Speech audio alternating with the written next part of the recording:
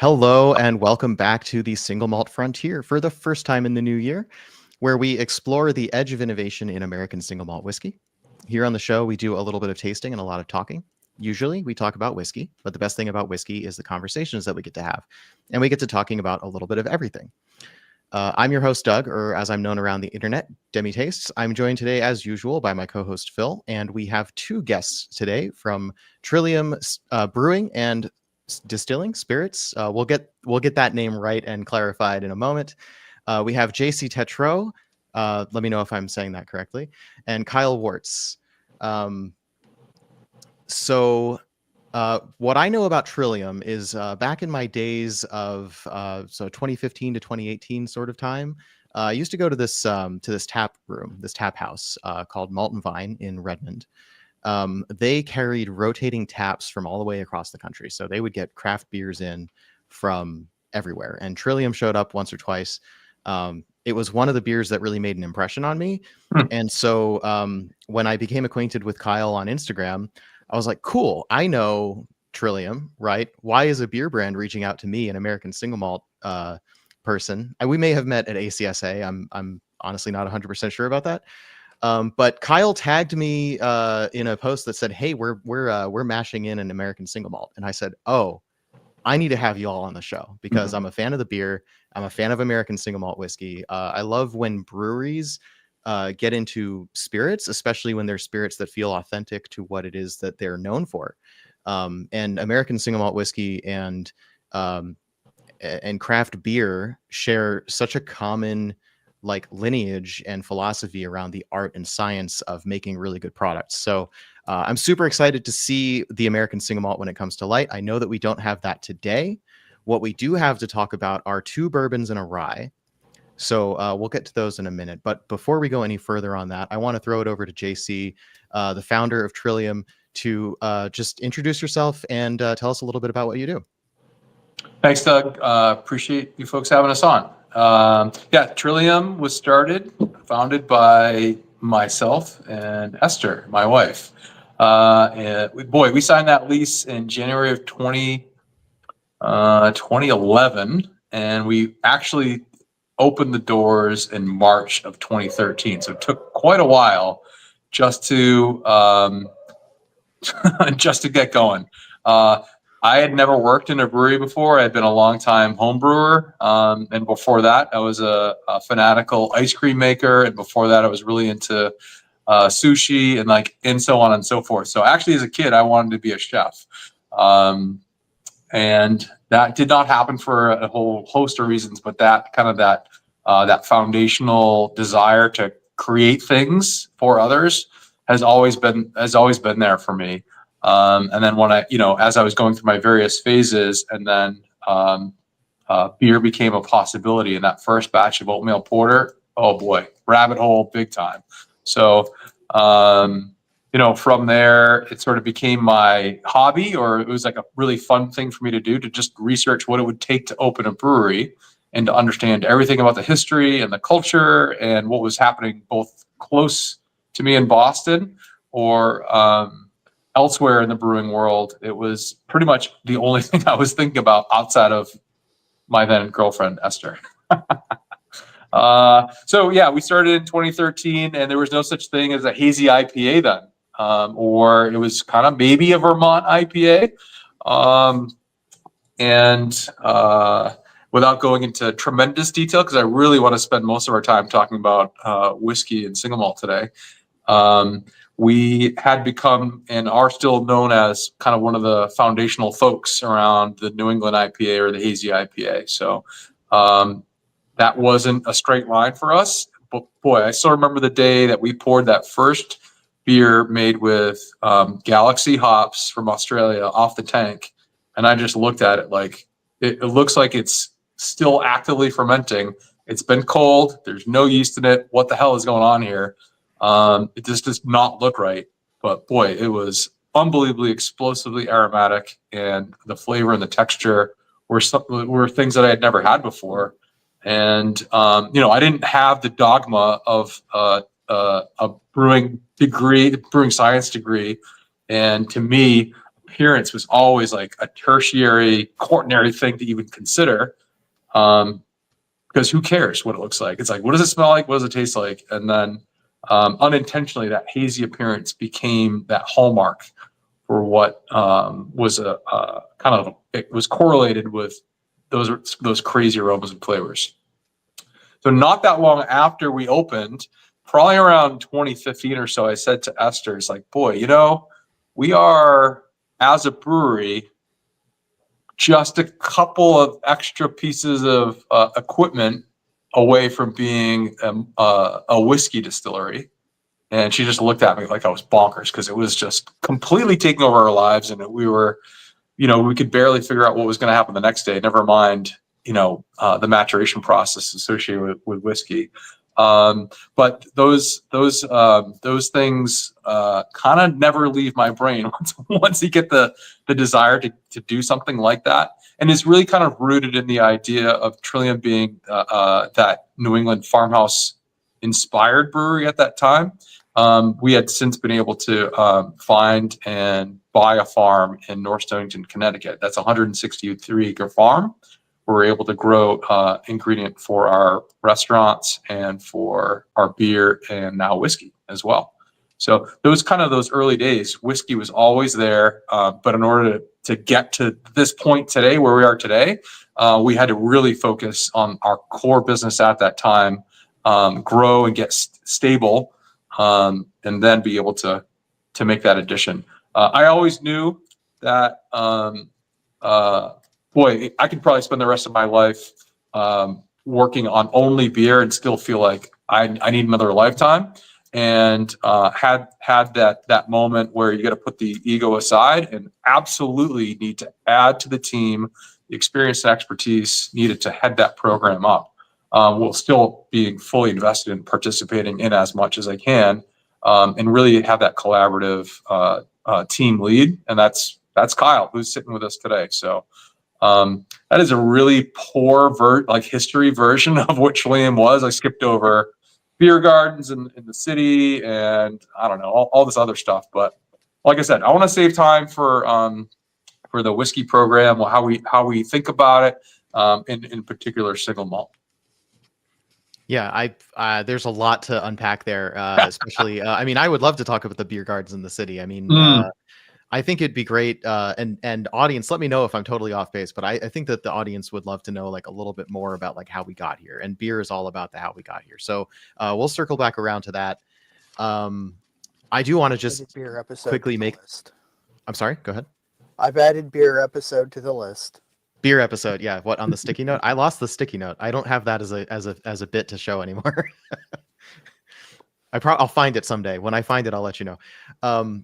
So it sounds like you've always been interested in making things, and especially things which are known for having a certain art and science behind them, right? Like ice cream takes some science to get that frozen in the right texture, but then the art is all in the flavor making. And sushi is kind of a similar thing where it takes, you know, there's an art in constructing it, but flavor is always the ruling aspect. It just seems to me like you've always been interested in these things that have the art and the science of making something that's flavor and appealing to consume. So it doesn't surprise me that you landed on beer, and it doesn't surprise me that from there your natural conclusion was, let's apply all this that we know. We know how to make tasty and appealing products, and let's apply that to spirits as well. So before we sort of wax on about any of those topics, let's give Kyle a chance to introduce himself and tell us what you do with the Spirits Arm.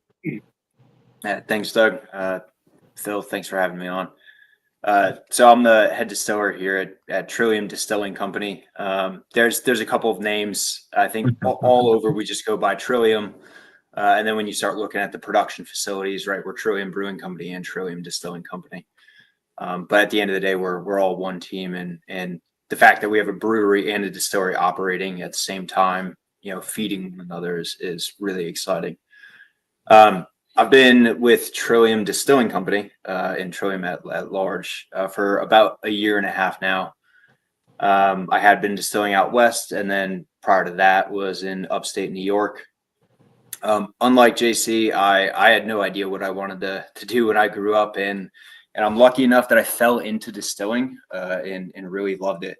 I got out of high school, was kind of aimless, so I was like, you know what, I'll join the military, and ended up becoming a helicopter mechanic and loved turning wrenches, loved fixing things, loved putting things together, solving problems. And then I got a part-time job working in a distillery. Didn't really have any interest in it. I'd kind of grown up on a farm, so I understood agriculture and fermentation at a basic level.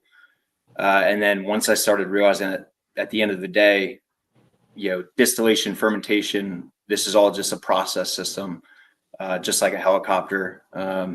It's just a matter of pulling certain levers and making small changes here, and you can have wildly different experiences at the end of the day. I knew who Trillium was growing up in New York and in Connecticut. My fiance and I actually had our first date at Trillium, which was long before I joined the company. So it was kind of cool when I saw a job opening for a head distiller. I was like, I think there's a sign here. I think there's an opportunity. I knew the company well, again, kind of as JC said, one of those founding members of the New England Hazy IPA. Got into talking with the team, and sure enough, it was just the right fit and a great opportunity. And now we're here, and we have a great team. We're aligned on what kind of our vision for the industry, for this branch of Trillium is. And now we're just diving headlong into it. So, ripping through different types of whiskeys, different styles of production, different types of distillation. And then, JC, I honestly don't know. I don't know what we're not doing at this point. We have a lot on our plate, but we're putting the time and the energy in where it needs to be to at the end of the day put out really high quality products. So. All right, thanks for that. And just before we get too deep into the stream, I just want to acknowledge the people who are here in our live audience today. So do a little bit of roll call. Spencer Mav, thanks for joining as always. Tater Dom, good to see you. The Pit Boss, always good to have you in. We don't see you all the time, but it's always a lovely time when we have you in. I think Wednesdays seem to be the day you like to tune in, so I remember that.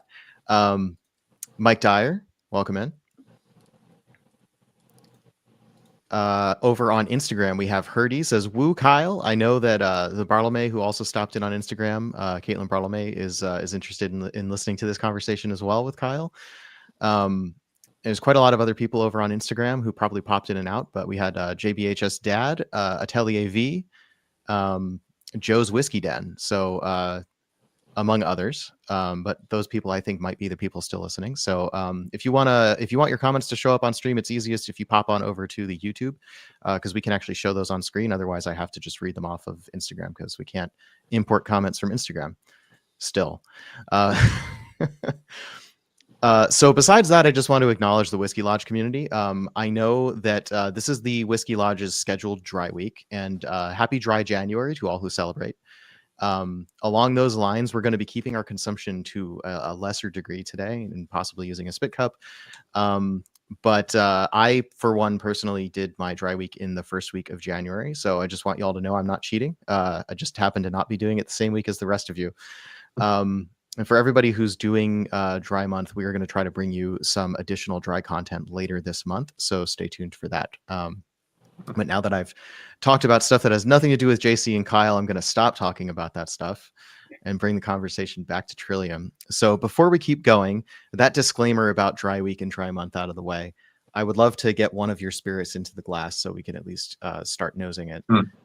Where do you think we should start? So there are 2 bourbons and a rye that we have today.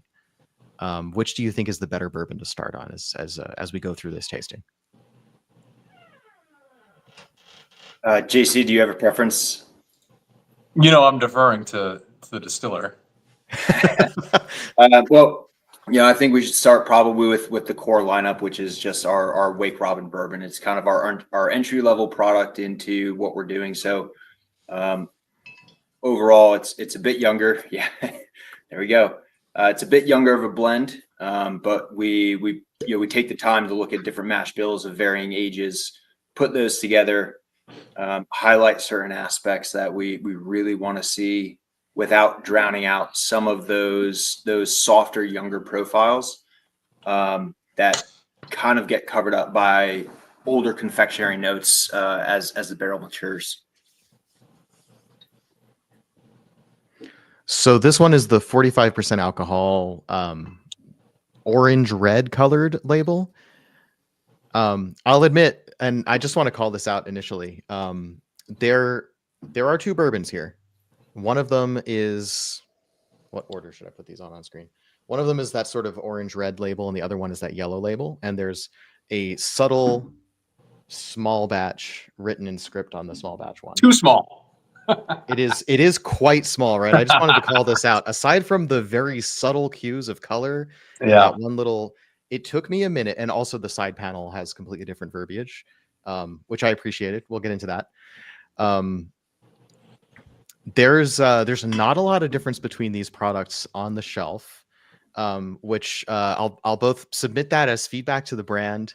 And also as a clue to anyone who's looking for these products on the shelves, there are two bourbons. They look very similar, but they taste quite different from each other. And we'll get into that in a minute.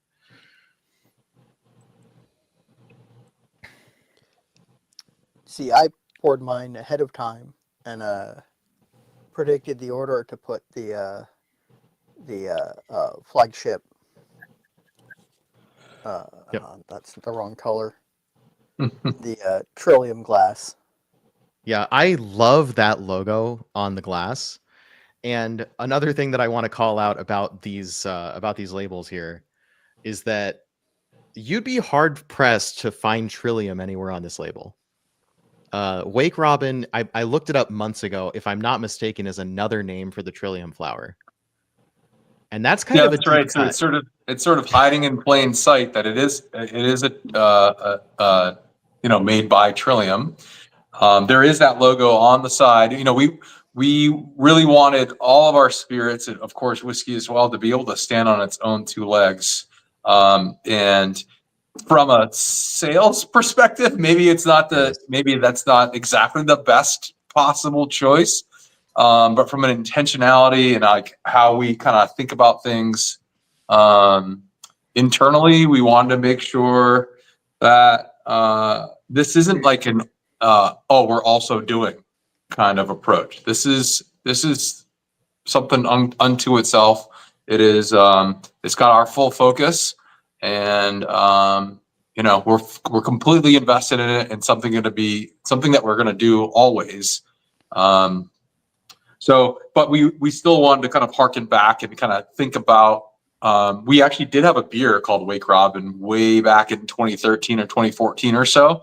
It was one of those beer styles, and unfortunately was not, I loved it.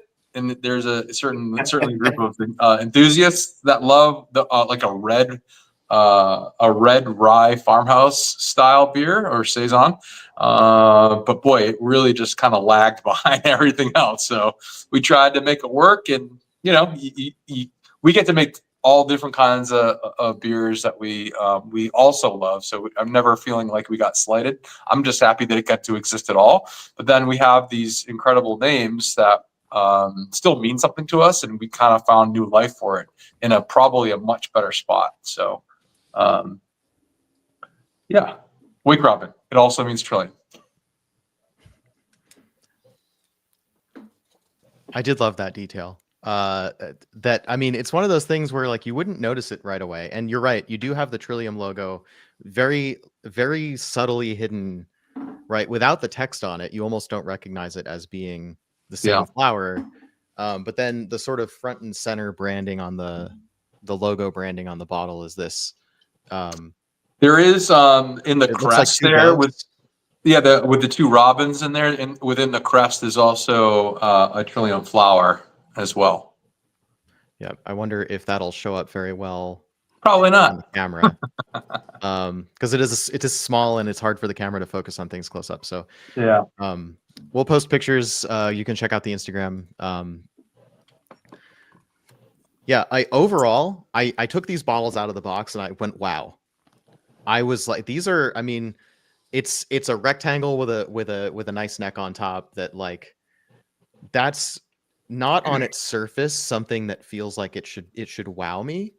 And yet I wasn't expecting the bottle to be so tall, and it is handsome. It's a handsome Cool. looking bottle with a really nice classy label on it that doesn't scream at you. It doesn't take up all of your visual real estate. You really get to focus on the color of the liquid in the bottle. Like, I actually think this bottle design is really nice. Hell yeah.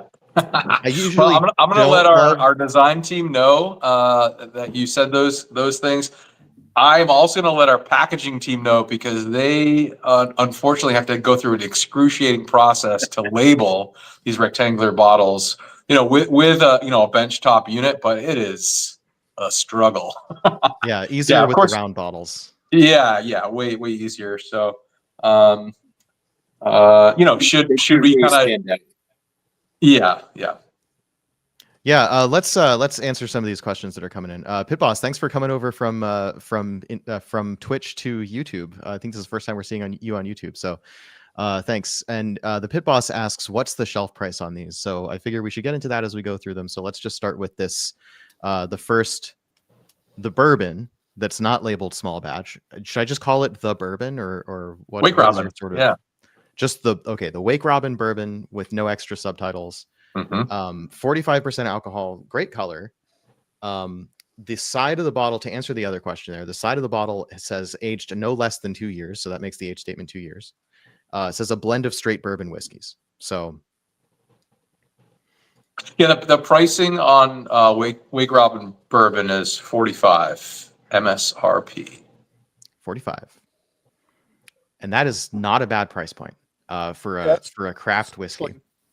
Especially for a relatively small distillery, that is pretty good. Yep. I do want to get in, I'm a rules nerd, and I love to get in every little subtle detail of wording.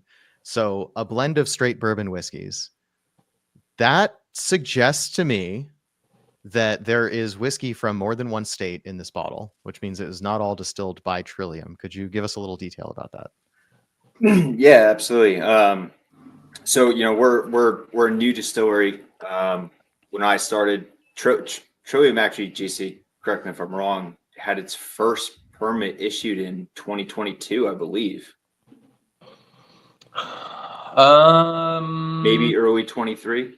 Dude, it's a blur. So Trillium has been licensed as a It might have been 21. Yeah, for a few years at least. We didn't really, we had a lot of pilot batches going on. We launched our spirits line under a pilot program. And as we were doing that, we were commissioning this very large production facility. And so because of that, our kind of production in fill and cast didn't really take off until about August of 2024. So we are actively laying down barrels of bourbon and rye whiskey and single malt whiskey every week. We operate in these fairly large campaigns for weeks at a time. But I've been distilling for near 10 years at this point. And one of the lessons I learned very early on is you can't cheat time. That doesn't mean that every whiskey you make has to be 8-10 years old. Whiskeys are just short of a quality fault. There really aren't bad whiskeys. There's just different expressions of whiskeys, and at different ages, mash bills taste very different, and they all have redeeming quality aspects to them. So yes, your understanding of that is true. It is not distilled right now by Trillium. We are sourcing from a number of partners across the country. And from day one, we've kind of as a team agreed that as we move into this and as we will launch this line, we need to be transparent about that. And so this lineup of these whiskeys is really to highlight our expertise in blending and show people what's to come with our own house distilled spirit. I think the concept of blending in the United States and the way that I think Americans overall think about blending has been changing over the last 10-15 years, which is great. But it's still not at the same level of respect as as distilling is. Whereas if you hop across the water to the UK and Scotland and Ireland, a master blender is arguably as important, if not a little bit more important, or generally regarded with the same level of respect as a master distiller is, and they work in tandem.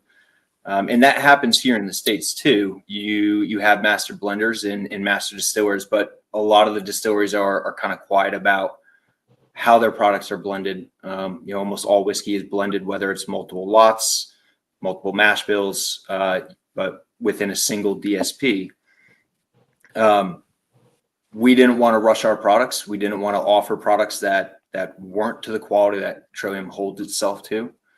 And we didn't want to turn customers away. So we made the decision to start looking at very carefully and selectively sourcing small lots of whiskey. And then once those barrels come in, we're even more selective about them. We're looking at by the barrel, and then looking at how that barrel plays within a blend. And so it can get extremely tedious in multiple blends. But once we find that blend, we execute it and it goes into a bottle. But to your point, it's a blend of straight bourbon whiskeys. This is 2 states of distillation, and I think that JC and myself, the rest of the team, are aligned. We will eventually take over the blends entirely. I'm sure we'll get into it. We'll talk about the stills that we have, but we have a very large distillery, and we are expecting to be able to take over these blends rather aggressively. I think one of the things that you talked about, Kyle, is super important to me. And as I was getting comfortable with the idea of the sourcing concept and learning more and talking with you and kind of just understanding things a little bit better, blending, as you said before, blending and distilling, those are certainly hand in glove. It's 2 sides of the same coin, but they are truly 2 different disciplines. And as a brewer, maybe I shouldn't have been surprised knowing what I knew about it, but as a brewer, you don't blend beers, aside from like spontaneous or lambic style beers, you're not really blending beers necessarily. So to see the kind of the same mash bill, same lot, same spot within the rick, same everything, just barrel one right next to the other, they're different. So the experience that it takes to understand how that all works together, and then never mind 2 different lots from 2 different mash bills at 2 different maturation levels, and holy moly, it is its own discipline that, like a lot of other things, could be the only thing that you ever do with one, trying to accomplish the same product that's kind of, indistinguishable from one packaging run to the next, one blend to the next. That could be the only thing you do for your whole life, and still feel like you need another lifetime to accomplish that. So that blending process to me is so edifying, and it does inform how we approach the things that we're doing today and tomorrow and this year and the year after that, so that when it is time for that takeover and kind of the transition away from sourcing, if we end up doing that entirely, that remains to be seen, that those 2 disciplines are so critical and so intertwined that if we were to wait for that, we might end up in a spot that we didn't want to end up. So I got comfortable with it very quickly. I also didn't want to start to kind of build the Spirits brand around everything but whiskey. We could have waited, certainly. I think it would have been very hard to get folks to recognize that is actually the kind of the core at what our distillery is to be. We are to be a whiskey distillery. But if we don't have whiskey for years and years and years, it's kind of hard to communicate that back and like remind people that no. So this is how we originally started. This is what we're intending to be. And this is, 70, 80, 90% of what we do. It's kind of the ship had already sailed on that. So, that's kind of a long-winded way to describe how we thought about and approached sourcing versus holding. We, as Kyle mentioned, we actually have, we do have some house house fermented wash, and that we partnered with a distillery in state that is actually coming up. Some of it, I think the most mature stuff is actually coming up on 4 years next month. So it's a heck of a lot easier to continue to wait and watch it mature and find its place when you don't have that pressure to do so, to offer something to folks that come to visit us. So that's another tenet of what Trillium is being able to offer that range for the hospitality. And some of our places are pretty big, and 500 seats at our Fort Point restaurant, 750 seats at our Canton location. And while the vast majority of people are still showing up for the beer, they're also showing up for the food and now the spirits as well. So we want to be as warm and welcoming to as many folks as possible. And the spirits program and whiskey in particular is such a huge cornerstone for what we want. To be clear, this is not like a reaction or a pivot towards something. It is sort of like something that has been in process and has been something that's been thoughtfully and carefully developed over the years. And while it feels new to a lot of people, it's something that we've been working on for many years at this point. Since you mentioned the rest of the spirits lineup, I did look up the Instagram post where you announced it originally, which was back in April 11th. Yep.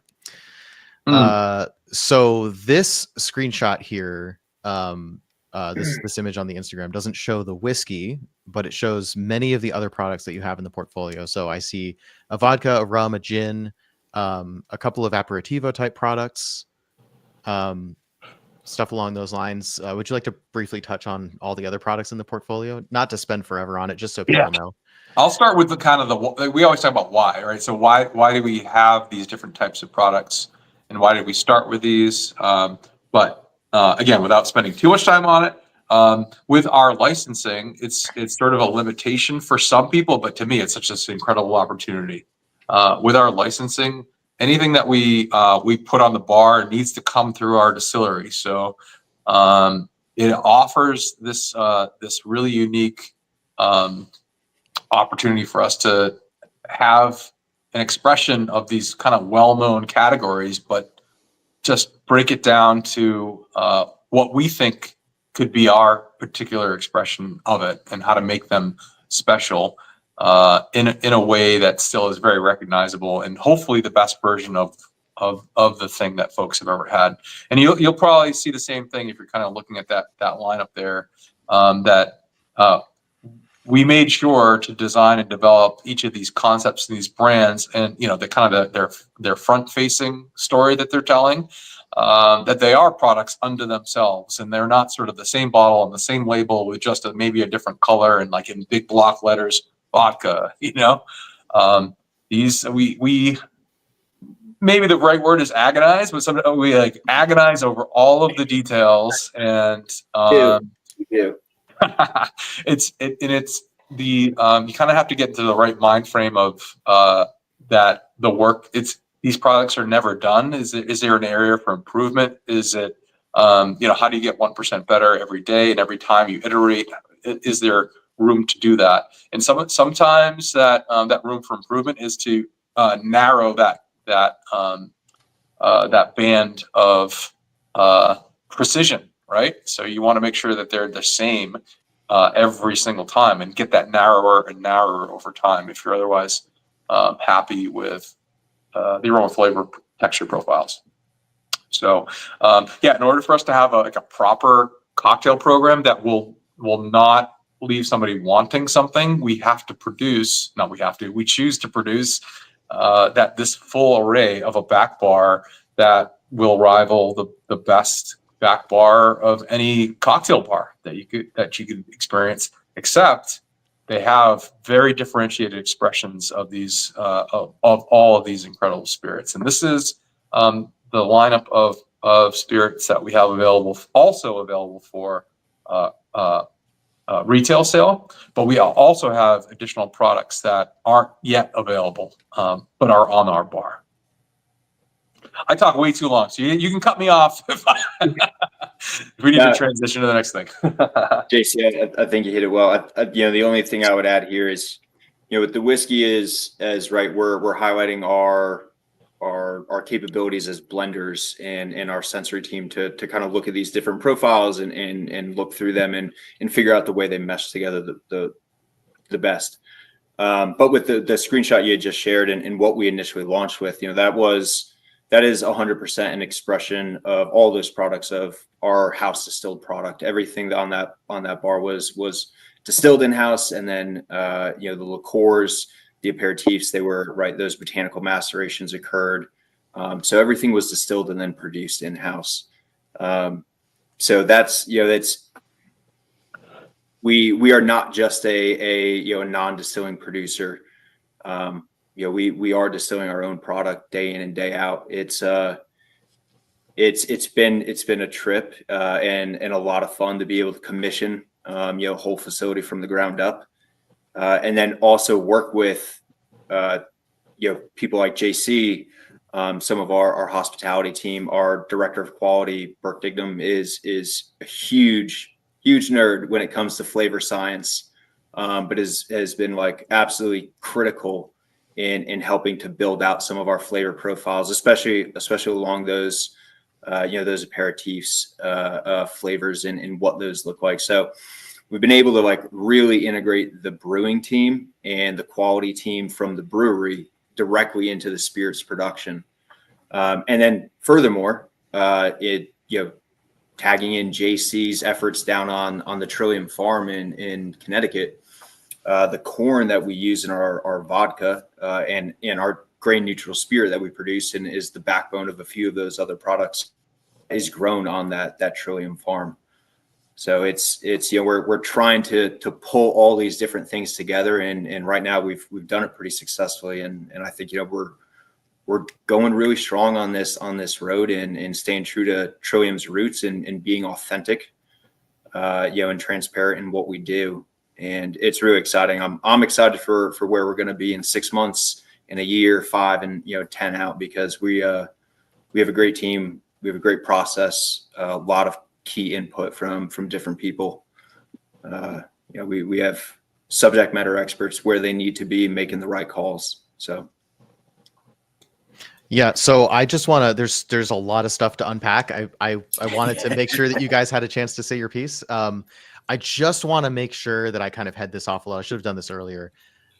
The fact that it's a sourced whiskey is not a thing that bothers us. We know that you're distilling your own, right? I mean, you're a brewery that got into whiskey. You have a whiskey very early on in that journey. Of course, a certain portion of it is sourced. Our geeky community is going to understand that, and this is a safe place for transparency. Let me just say that much.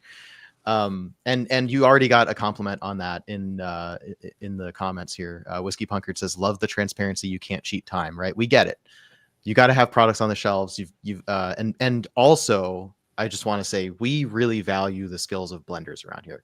Everybody loves to talk about the special release, single barrel, blah blah blah. But the reason you love that brand and you're interested in those single barrel special releases that haven't had the touch of a blender is because the blender has done such a great job to establish the brand in the first place.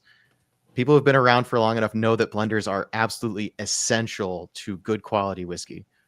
No, absolutely. And like I said, I think that image is changing in the US and really within like the whiskey kind of aficionado community. It already has changed. People recognize what it is. And now we're kind of moving through that broader community, and a lot of our customers, right, are at this point Trillium's beer customers. So we're trying to educate our fans on the beer side, on a whole new industry. And to your point, not to name drop other people. I'm a manufacturing nerd. Like I love Six Sigma and lean operations. I truly nerd on it. It's my second love outside of like distilling.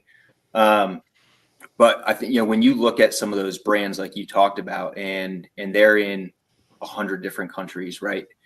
And regardless of where you go in the world, whether it was 10, 15 years ago, you put those bottles next to each other and you are going to be hard pressed to find a difference. And when you talk about like the variance across producing whiskey and in just one barrel to the next barrel, one lot from the next, whether it was distilled in, the cold month of January or was distilled in a humid and hot time in August. Those environmental factors, right, just on the distillation equipment, not even looking at the barrel maturation, they all affect, the quality of the distillate in the system that you're working within. So, blenders are they're, I don't want to say they're fixing mistakes on the distilling team, but they are 100% looking at all these different inputs and then blending these things together to just line up super well. And at the end of the day, the biggest compliment you can give a blender is you can't tell the difference between a product from even years or batches apart. So, right. And so, and that gets at, like, I feel like this whole thing begs the question, right? I invited you on to do an interview here because I found out you're working on an American single malt whiskey. We know that's 2 to 4 years away, at least as far as your own distillate is concerned.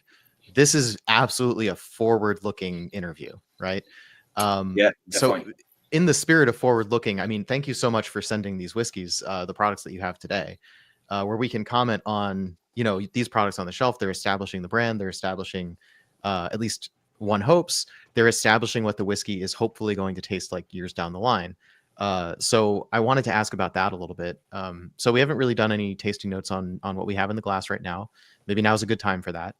The Wake Robin bourbon, the not small batch labeled one, the 45%, is an unusual flavor profile to my palate. I'm admittedly not like an expert in bourbon. I drink plenty of bourbon because it's inescapable when you live in the United States. But most bourbon sort of centers around the same sort of like cherry, caramel, brown sugar, oak sort of flavor profile. Sometimes you get leather if it's a little on the older side, that sort of thing. But this whiskey gives me like a nice apple juice kind of flavor profile. I had some good descriptors that I can't quite. When I was tasting this with my friend, I had some pretty good descriptors for it where I was like, this, yes, it tastes like bourbon, but it doesn't taste like bourbon. It doesn't taste like the quintessential right down the middle Jim Beam kind of or Wild Turkey kind of bourbon. It tastes different. It's something that's actually fairly unique, which, I mean, I don't know what I was expecting, but I feel like I wasn't expecting this.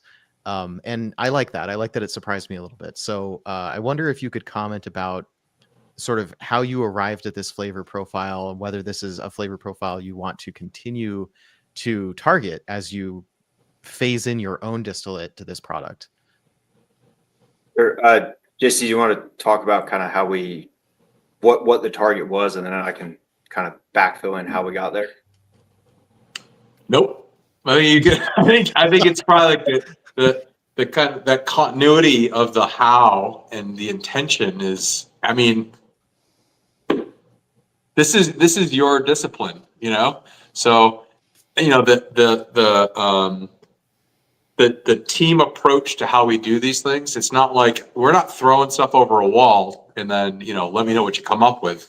So this process, and I think that's why Kyle was like, yeah, let you talk about it and then I'll go, and like that's how we do things. So, but how I want this spirit program and this whiskey program to go is that sense of ownership and that pride that comes along with it. This is Kyle's, So I would love for you to do that.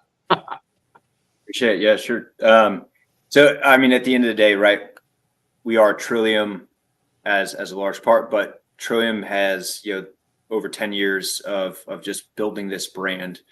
And so, we kind of pose this question: how do we transition our customers and our fans into fans of our whiskey, production and spirits production overall?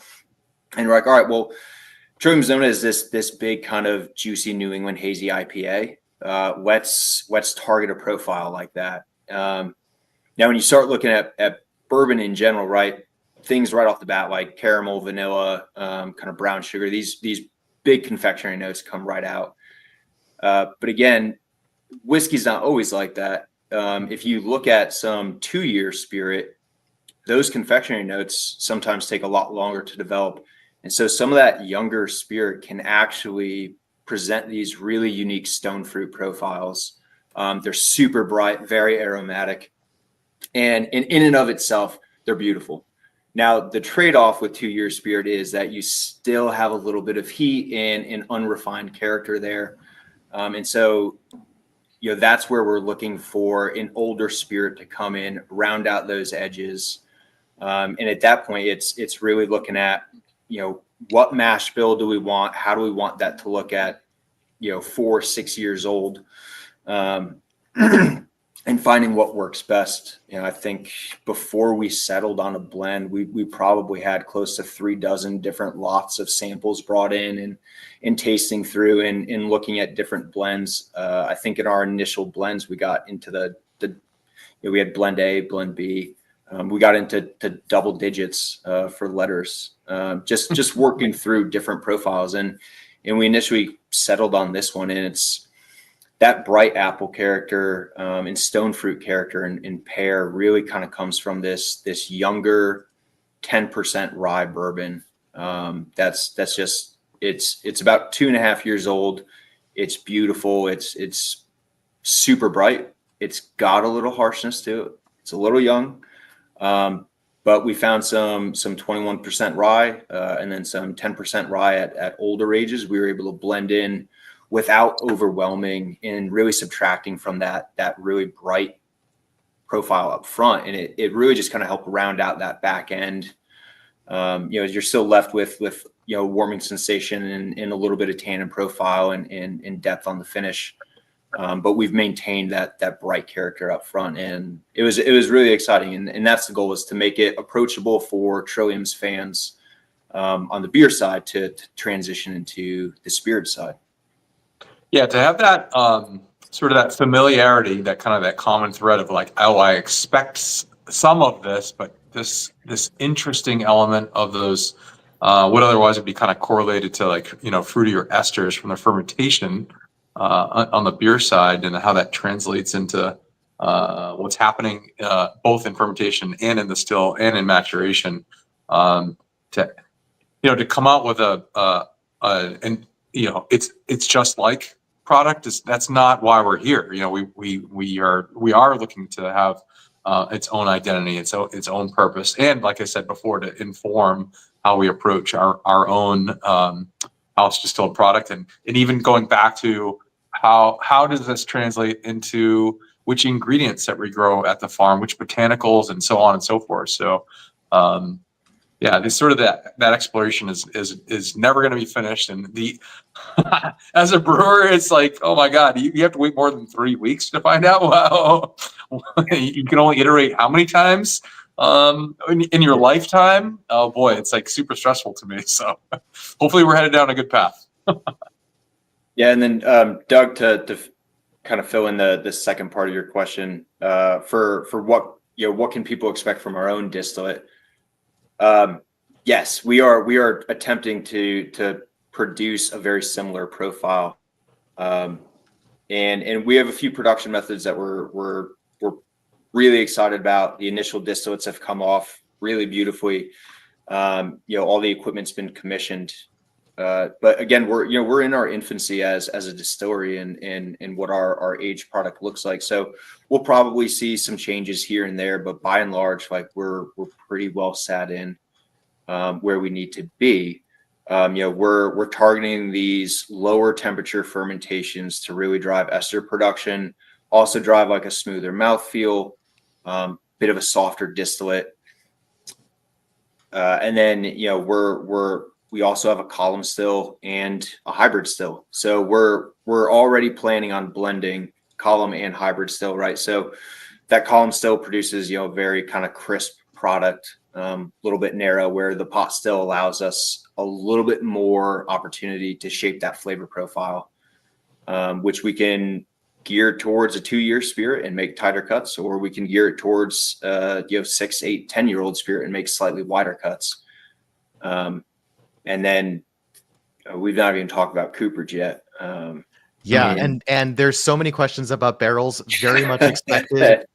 We should definitely get into that. But before we move on, I just wanted so just to reconfirm, there is no Trillium distilled product in this whiskey currently. Is that correct? Correct. And going back to what I said, you can't cheat time. Right. We we will be blending it in. I don't want to say as soon as it's available, because at the end of the day, the quality of the product is the most important thing to us. Yep. But we also need to blend it in sustainably. We don't ever want to be that brand that says, all right, we're 50% of the blend is now Trillium, and then the next year, the next batch have to walk that back because we overcommitted ourselves. Right. You'll gradually bring it in, and you'll try to maintain that same flavor profile as you go.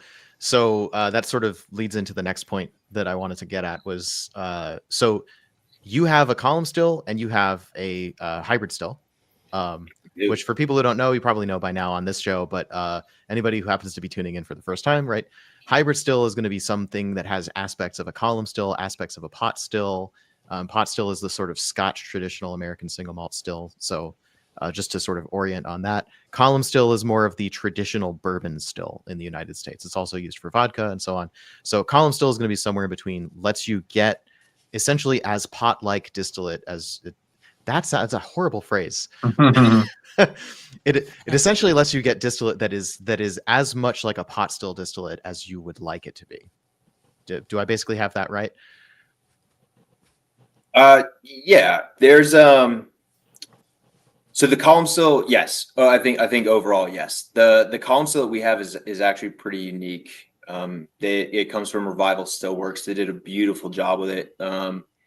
She is a monster. 34 foot tall, 20 inch in diameter. We have a feed rate of about 10 gallons of wash per minute. And we do not actually have a doubler on the back end of it. So on your traditional column stills, you pull off your kind of low wines and high wines, or sorry, your low wines in one feed. And then those low wines go to a doubler. And that's where you're separating your high wines or your spirit cut out from your low wines. We actually, the way the Revival still is set up is that we actually make our cuts within the process pathway. So we use a beer preheater to drop our low wines out of the vapor pathway. And then we use a condenser, another heat exchanger, to chill our vapor by the boiling point and recondense it while not condensing it or chilling it so much that our heads cut is still volatilized and we bleed that off to the atmosphere. So it's, for us, it saves a lot of space on the footprint. We were able to commission it and get it running, and it's been a really unique system and a lot of fun to kind of play with. Cool. So I wanted to have a little fun with this idea of producing different styles of distillates. I know that the side panel of this one calls out 2 distinct mash bills, or was that the other one? Yes, Wake Robin Bourbon has 2 different mash bills. Yes, high and low rye bourbons. Yeah. So I wanted to ask, are you also producing your own analogous high and low rye bourbons to eventually go into this blend? So the goal is actually to take over. We are not married to the blends. We're married to the flavor profile. If I can say that a little easier. Yeah. So looking back at my experience in all the mash bills I've worked with before, we're targeting a fermentation profile, a distillation profile, a maturation profile based on one house-made mash bill to take over that final product, so that we don't necessarily have to blend different mash bills. That said, we have a number of different bourbon recipes in-house that target different flavor profiles.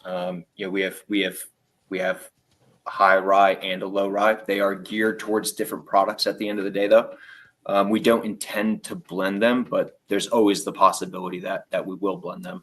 But ideally, those mash bills will actually fit linearly into a bottle at the end of the day. We will probably blend by different ages, and we will definitely be blending by different cooperage in profiles there. But the general idea is to try and keep it a little bit simpler, minimize our blending on different mash bills, and really maximize the blending on the cooperage level, which I know we'll get into and we'll nerd out on. Yep. So we do have two more whiskeys to get through. So I want to at least get us onto the second glass. But before we do, Phil, would you like to give us a couple of tasting notes from the Wake Robin bourbon? Oh, gonna have to refresh myself. Give me a second. You've been jumping between. Okay, I'll go first. So bottle says that we're looking at we're targeting dried fruit, candied ginger, stone fruit sort of flavor profile. I do get, like I said, I get apple juice. I get like pears, like the cocktail cup pears. I get a little bit of red vines. I get yellow cake with buttercream frosting. Mm. And I didn't get that until you mentioned confectionery, but it's definitely there. This whiskey is definitely on the sweeter side. It's like it's in the ballpark. It's in the ballpark of bourbon, but it doesn't taste the way I expect a bourbon to taste generally. And like I'm not saying that is a bad thing. I think that's a good thing because generally, I mean, the reason I don't talk much about bourbon is because there's so many people talking about bourbon. And from where I sit, bourbon has such a narrow range of flavors. There's no way I can add anything to that conversation. It's not that I don't like bourbon.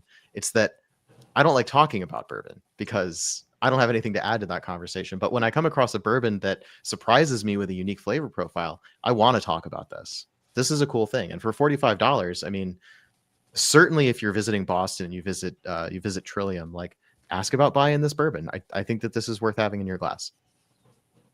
I'm also going to comment on, you said that this is kind of bitey. I'm not so sure that I agree with that. I think as for a 2-year bourbon, Love to hear it.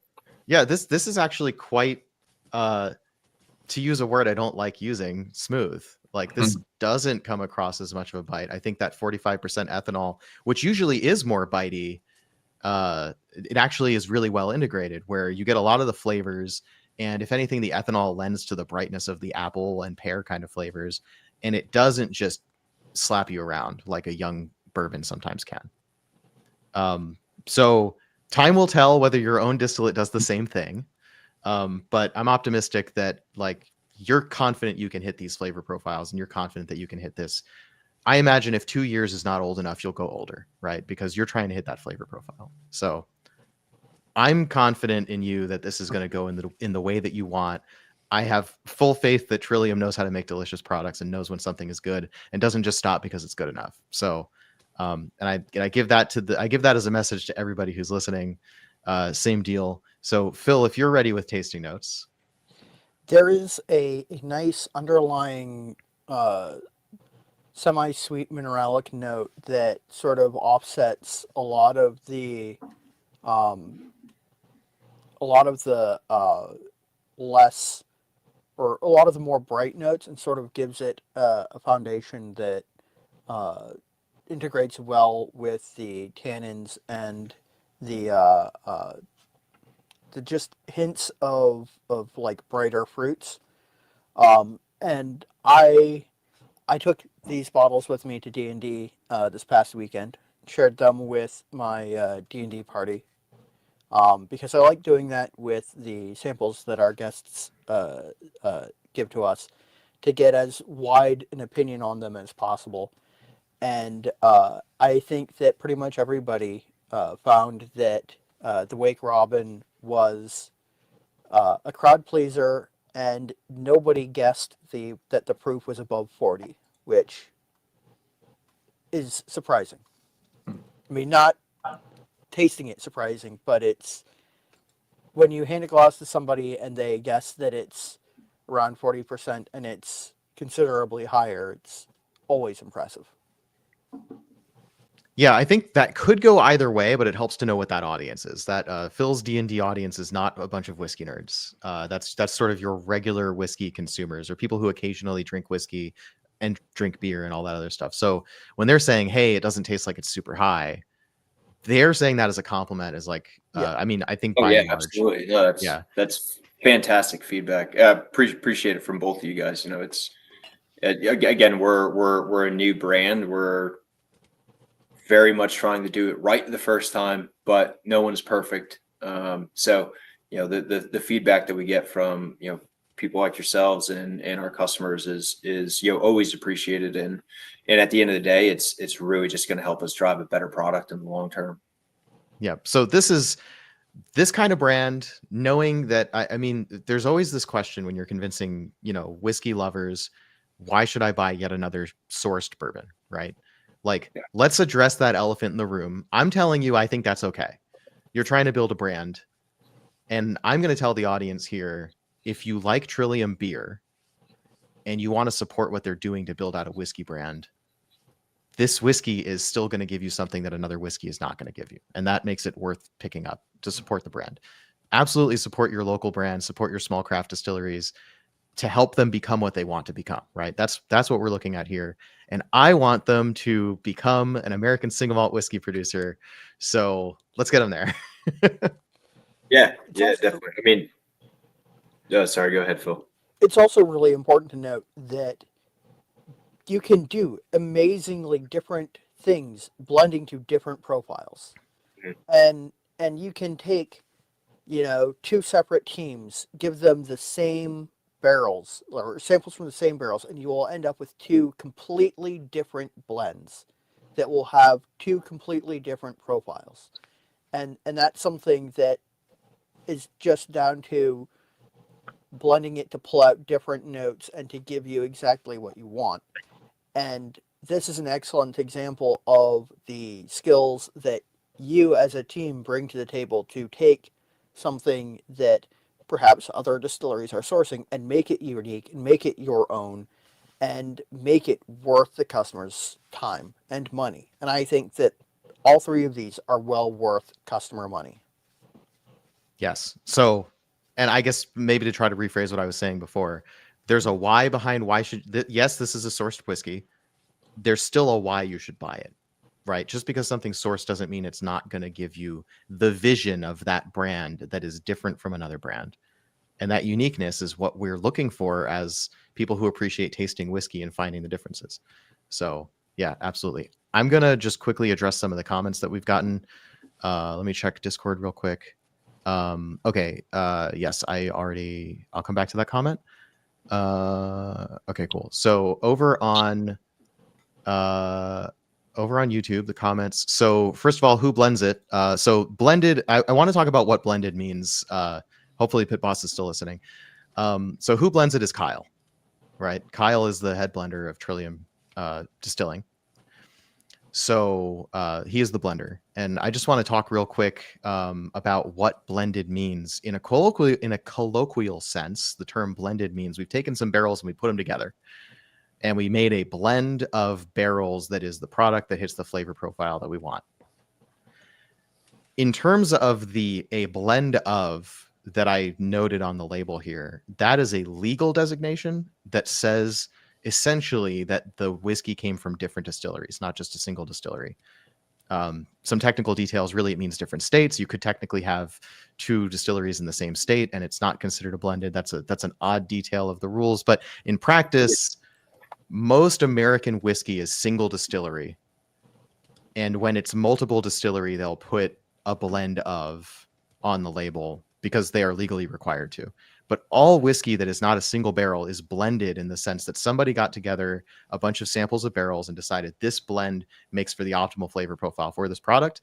And then they did a big batch of it, or a small batch of it. They did a batch of barrels and they made that the product. So there's two different meanings of blending here.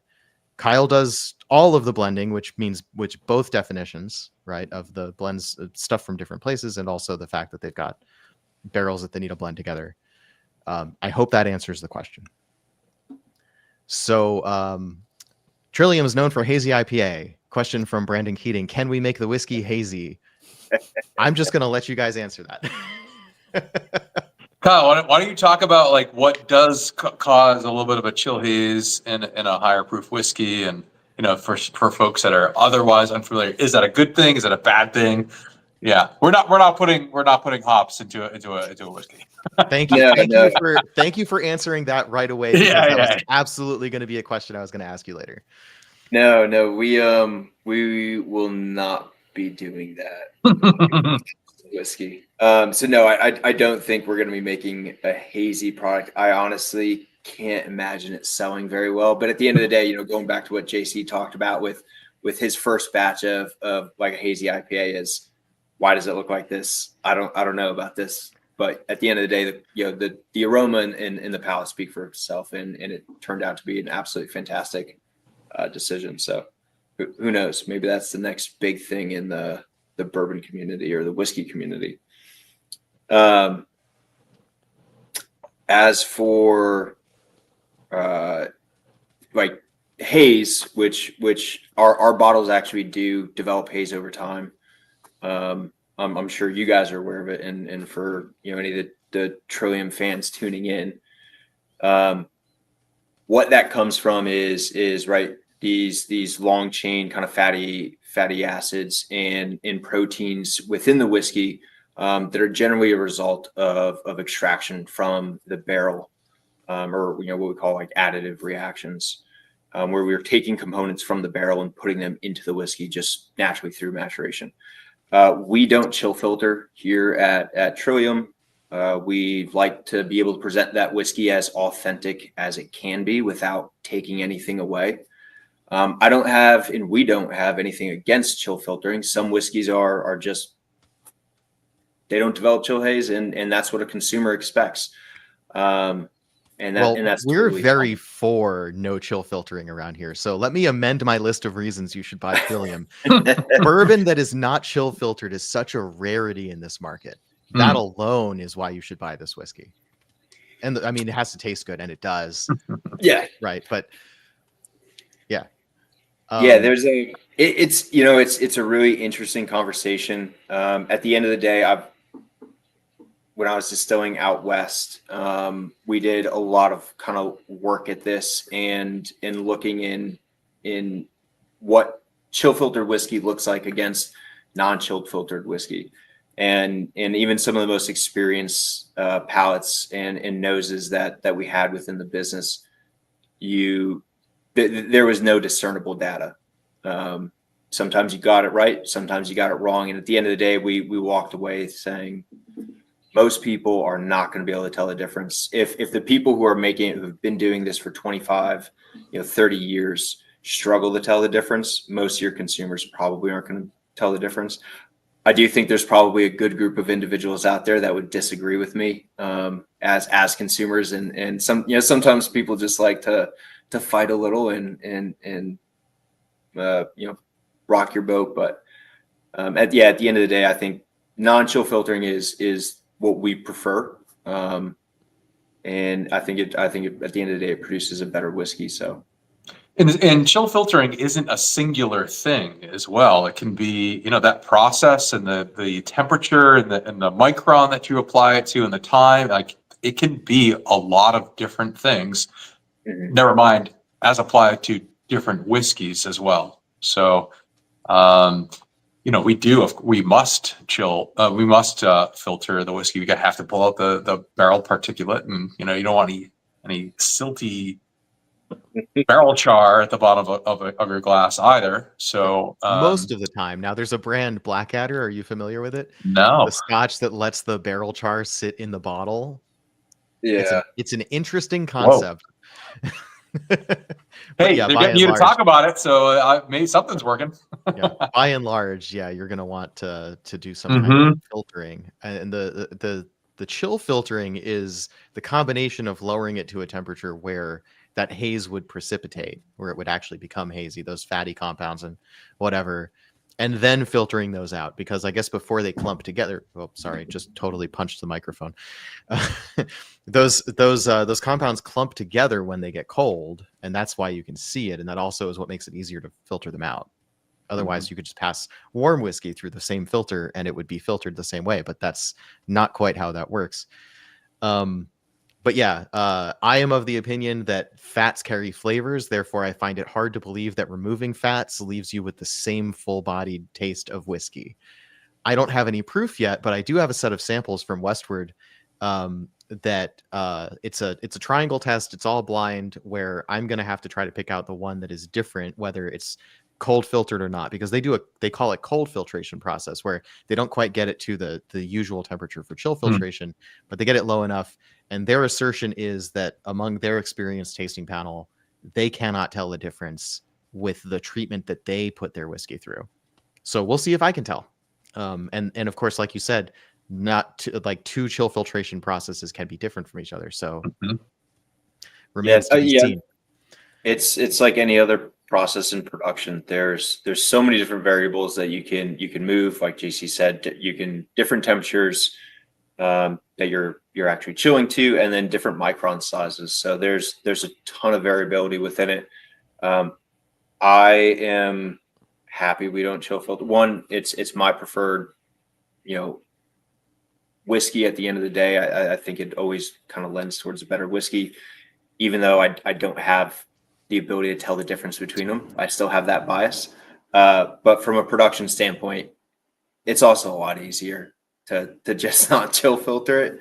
But again, everything does get filtered because we, at the end of the day, we don't want barrel char and particulate from the barrel sitting in the bottle. So yeah, as 99.99% of brands, yeah, except for the weird outliers who do like that.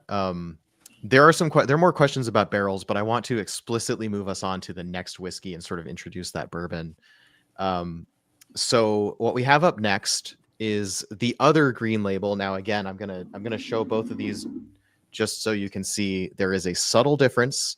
The first one we were tasting has this orange red bourbon on the label, and the small batch is yellow, and you can see the script small batch just above the bourbon. So very subtle difference, but there is a difference, and they taste quite different from each other. So that subtle difference in labeling is important to note if you're buying these. In my opinion, and we'll get into tasting notes, the small batch bourbon tastes a lot more like I'd expect bourbon to taste. It gets me in that realm of like Four Roses Wild Turkey kind of flavor profile. It's not identical, but it's just that if you're looking for a Trillium bourbon that reminds you of the familiar bourbons, this one is more the bourbon for you. This one is 46% alcohol, non-chill filtered. As you say, all of your products are non-chill filtered. You should write that on the label, by the way, because we like that. And the age statement is aged no less than 4 years. This is again a blend of straight bourbon whiskeys, so we know that this comes from. What that tells me is it's multiple states. Is that correct, or is it just that it's not from Massachusetts? Yeah. So legally, it's from the definition requires it's from at least 2 states of distillation. And at some point, as we start blending our own spirit in, it will still say a blend of straight bourbon whiskeys, even when we are distilling in Massachusetts. As long as there's the whiskey, right, it is a blend of multiple straight bourbon whiskeys. So each one of these components is a straight bourbon whiskey, distilled in a different state. We then bring them in, identify the blend that we want to move forward with. And then once we put them together, it now becomes legally a blend of straight bourbon whiskeys. Right.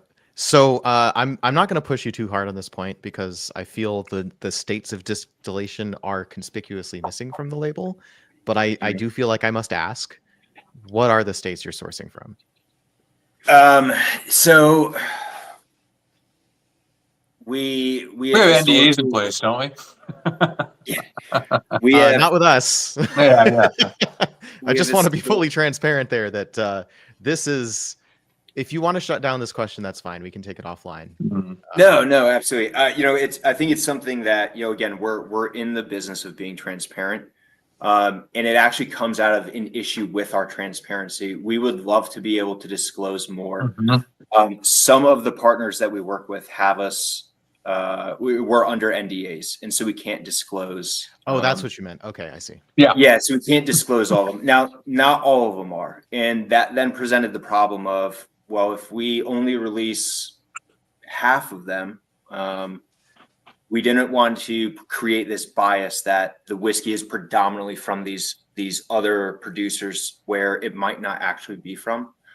And then secondly, for us, we love talking about the producers. We love talking about, the mash bill and whether it's column distilled and everything that we know about the whiskey. But at the end of the day, as I said before, we're married to the flavor profile and we're not necessarily married to the producer themselves. And so, we kind of shop around, but we we have a great relationship with these producers. And at the end of the day, also sometimes, just really amazing opportunities that, come up, where a lot of whiskey that is, a beautiful profile comes up, and we kind of jump on that. So it does shift. At the end of the day, though, we didn't want to disclose half of the producers because we couldn't disclose all of them, and then create this bias with our consumers that, all their whiskey is from this one company. And that's just not true. So I just want to, and again, I'm trying to be gentle here because I don't want to say what you should or shouldn't do. My understanding of the rules is that TTB says you have to list the states that the product is distilled in. In this case, because of your NDA situation, did you get an exemption from TTB? No. So because it's a blend of straight bourbon whiskeys, and we source from 2 different states, the designation isn't required. Now the state of distillation is required if we were to just put straight bourbon whiskey on it.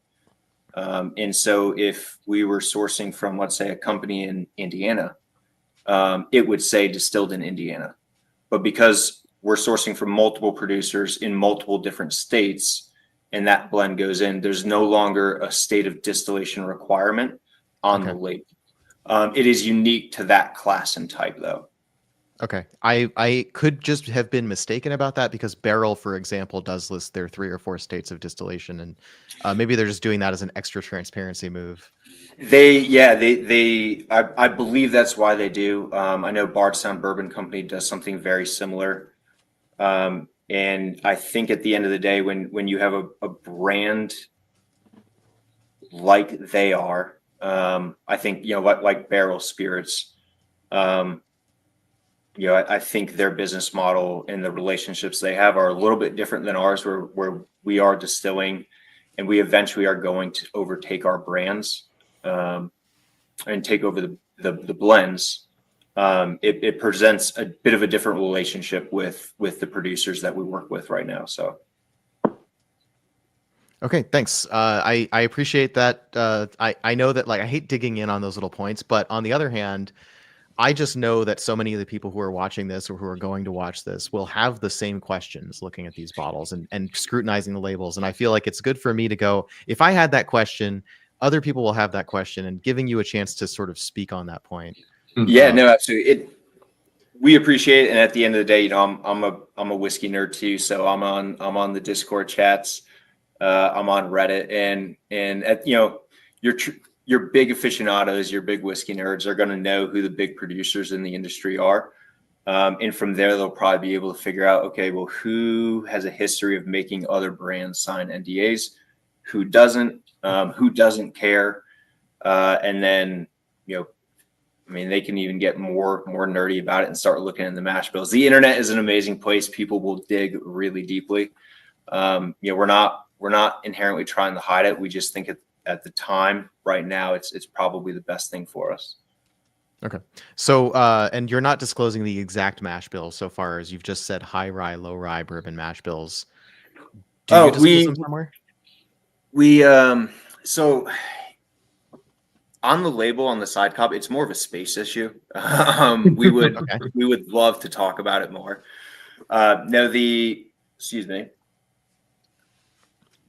The bourbon. So Wake Robin bourbon is a blend of 2 different mash bills.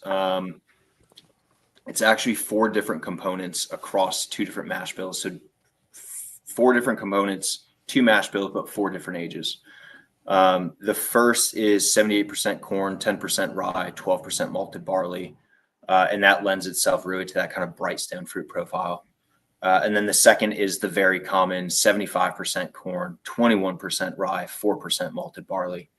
That's probably the most prolific mash bill that you can source right now in the industry, short of having distillate contract distilled for you. For small batch bourbon, we actually move into 3 components at 3 different mash bills at 3 different ages. So we're still using that 78, 10, 12, the 75, 21, 4. And then we add in the third, which is 60% corn, 36% rye, 4% malted barley. Okay, awesome. I wasn't expecting to get quite that level of detail, so I really appreciate that. We can't be, again, this goes into the state of distillation and the producers. We can't be as transparent as we want to be there. So we're trying to be as transparent everywhere else in our process. Yeah, love it. Thank you. That's going to go on my website. I love when I get details that aren't publicly, not necessarily like easy to find publicly. Let's say they're probably publicly available, but like, hey, I'm going to make sure to echo that content. Make sure that people know all of the details. So if anybody wants to do me the favor of transcribing those mash bills, go ahead, or I'll get around to it myself. Doug, I can just email them to you. That's fine. Oh, okay. Well, yeah, duh. I should just first go ask the source who just told me. Yeah. I have those keystrokes memorized at this point. Yeah, I feel really dumb for not just immediately thinking about that.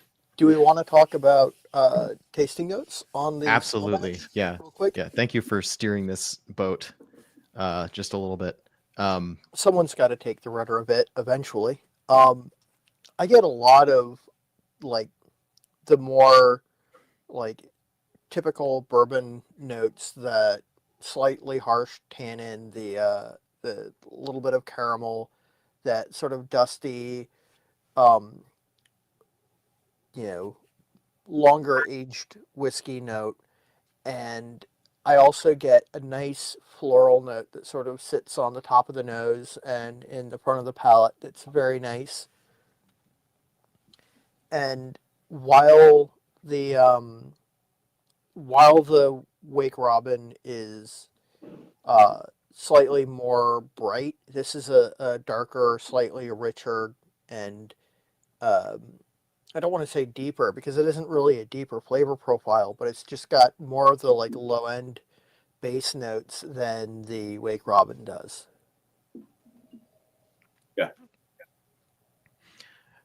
Yeah, I agree. I mean, like I said before, I think we're looking at pretty classic bourbon profile here. The florals for me are coming across as like a mild cinnamon and cherry. It's got that oakiness. It's got that low, that sort of oaky, hefty body.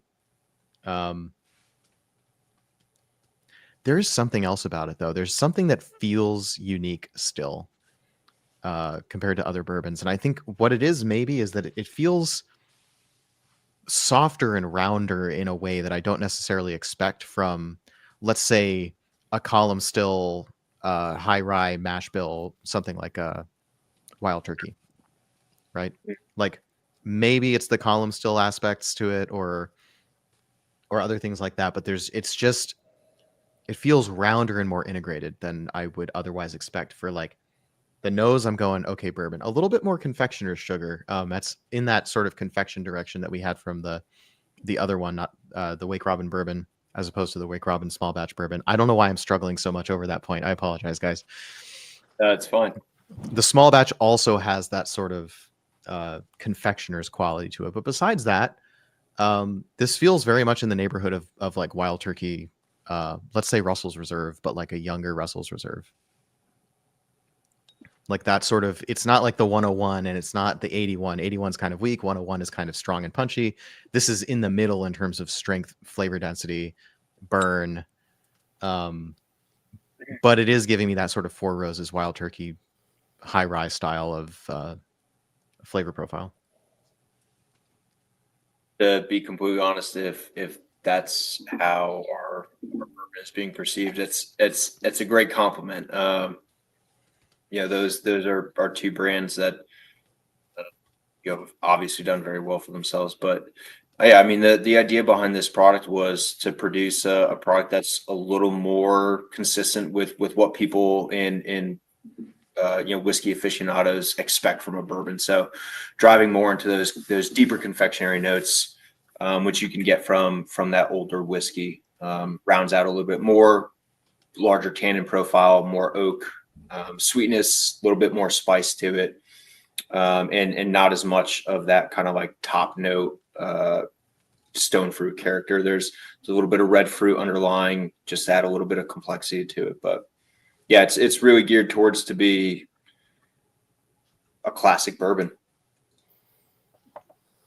And it does come across that way. It's a good 4-year bourbon. I was trying to, one question I was going to ask you guys, if we had time, and maybe we have enough time. I was going to ask you sort of what's your go-to bourbon, or like if you thought this bourbon was in the ballpark of another bourbon that you like to drink, what would you personally name as a good comparison for this one?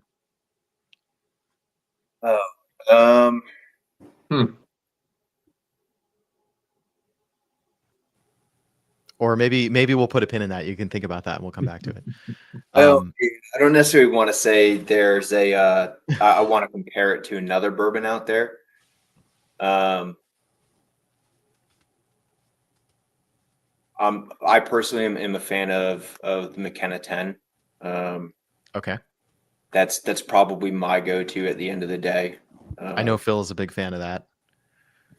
I keep seeing it in Costco and I'm like, but I have so many bourbons that I don't touch already. I honestly, the number of times I empty a bottle of bourbon, it might be like 1 or 2 a year. It's rare when a shelf space opens up at this point. But it is nice to be able to kind of just peruse depending on how I feel. Yeah, that's the plight of the whiskey nerd, right? We've got better bars at home than we can find going out, but we never ever finish anything. It's a lot of work to finish something because you've got to be like, okay, this bottle has to be done by the end of the month, and then that's a project. Right? Yep. Okay, anything else? Oh, there was one more question I had. The distinction between the Wake Rider bourbon and the Wake Rider small batch is small batch. Like on its surface, that's the distinction. We've talked about technical details on components and mash bills, but let's talk about size of blend. Mm-hmm. So small batch implies a smaller number of barrels than something else. Small batch, of course, doesn't have a legal definition. So I wanted to know for you, what makes small batch, and then what makes the Wake Robin not small batch? What's the distinction that you're making there besides flavor profile?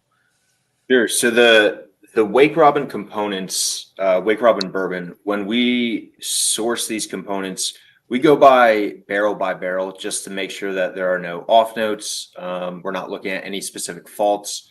But at the end of the day, all of those components are dumped individually, and then they're blended into one very large batch. Now, our idea of a large batch of what is maybe 1,500 gallons is probably a small batch for a larger company. The small batch aspect for us is relative to what we do for Wake Robin bourbon right now, and so okay, hold on. If I could just real quick to put that in perspective, 1,500 gallons is still 30 plus barrels fully aged. It is, yeah. It's a good number of barrels.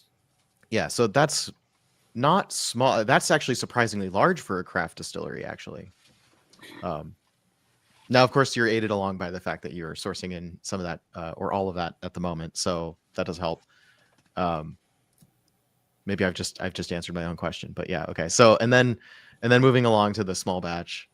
So then the small batch comes in. Those are the lots have already been purchased, right? We've identified the lots that we're interested in, and then we bring those barrels in, and those are dumped more respective to, we know what the blend looks like.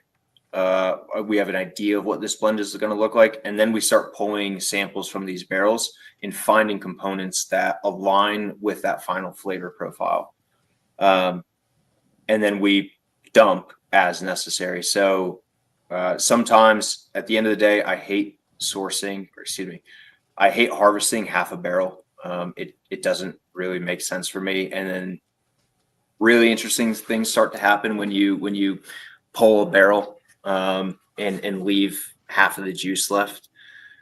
So we harvest the whole barrel. We don't always use the entire component of the barrel. So we have some components that are fairly small in the total blend, but the whole barrel gets dumped But at the end of the day, it could be less than 15% of one full barrel. But for another component, we're harvesting 3 of those full barrels of whatever's left after 6-7 years.